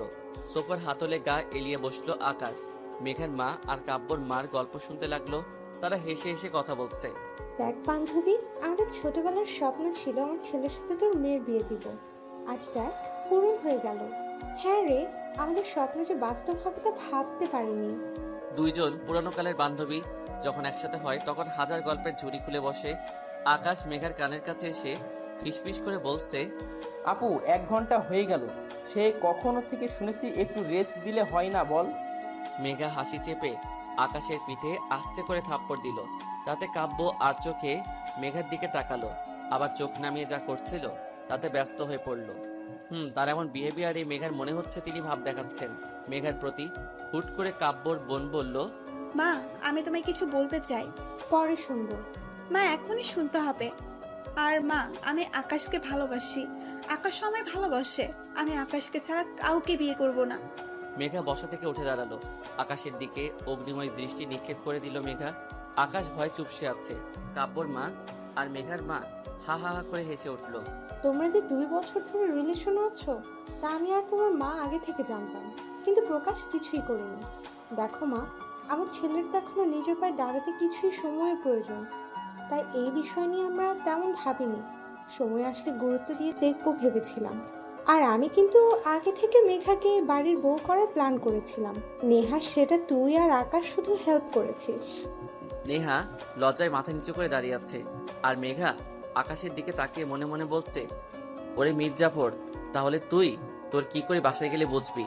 আকাশ কিছুই বলছে না, কাঁচুমচু হয়ে দাঁড়িয়ে আছে। মেঘা ওর মাকে বলল, মা, এখন বাসায় যাওয়া যাক। মেঘার কথায় মেঘার মা, কাব্যর মা, কাব্য এমনভাবে তাকালো জানি মেঘা কি না কি বলে দিয়েছে। মা, আমার একটু মানিয়ে নিতে সময় লাগবে। যদি সেই সময়টা তোমরা আমায় দিতে। তুমি তো জানো মা, এই 19 বছরে আমি কখনো কোথাও গিয়ে এক রাত থাকিনি। তাহলে এখন কিভাবে ভাবতে পারছো? মা, তুমি নেও, যত সময় নিবা নেও। আস্তে আস্তে তুমি সব গুছিয়ে নিতে পারবা। ওকে মেঘা, যতদিন ইচ্ছা তুমি সময় নাও, আমার কোনো সমস্যা নেই, আর কোনো তাড়াহুড়া নেই বলে কাব্য ফোনটা কানে নিয়ে কারোর সাথে কথা বলতে বলতে চলে গেল। মেঘা তার ব্যবহারে কেন জানি অনেক কষ্ট পেল। কেন পেল, কিসের জন্য পেল তাও জানে না। 1 মিনিট না দাঁড়িয়ে একরাশ অভিমান নিয়ে বাসায় চলে আসলো মেঘা। মেঘার সামনে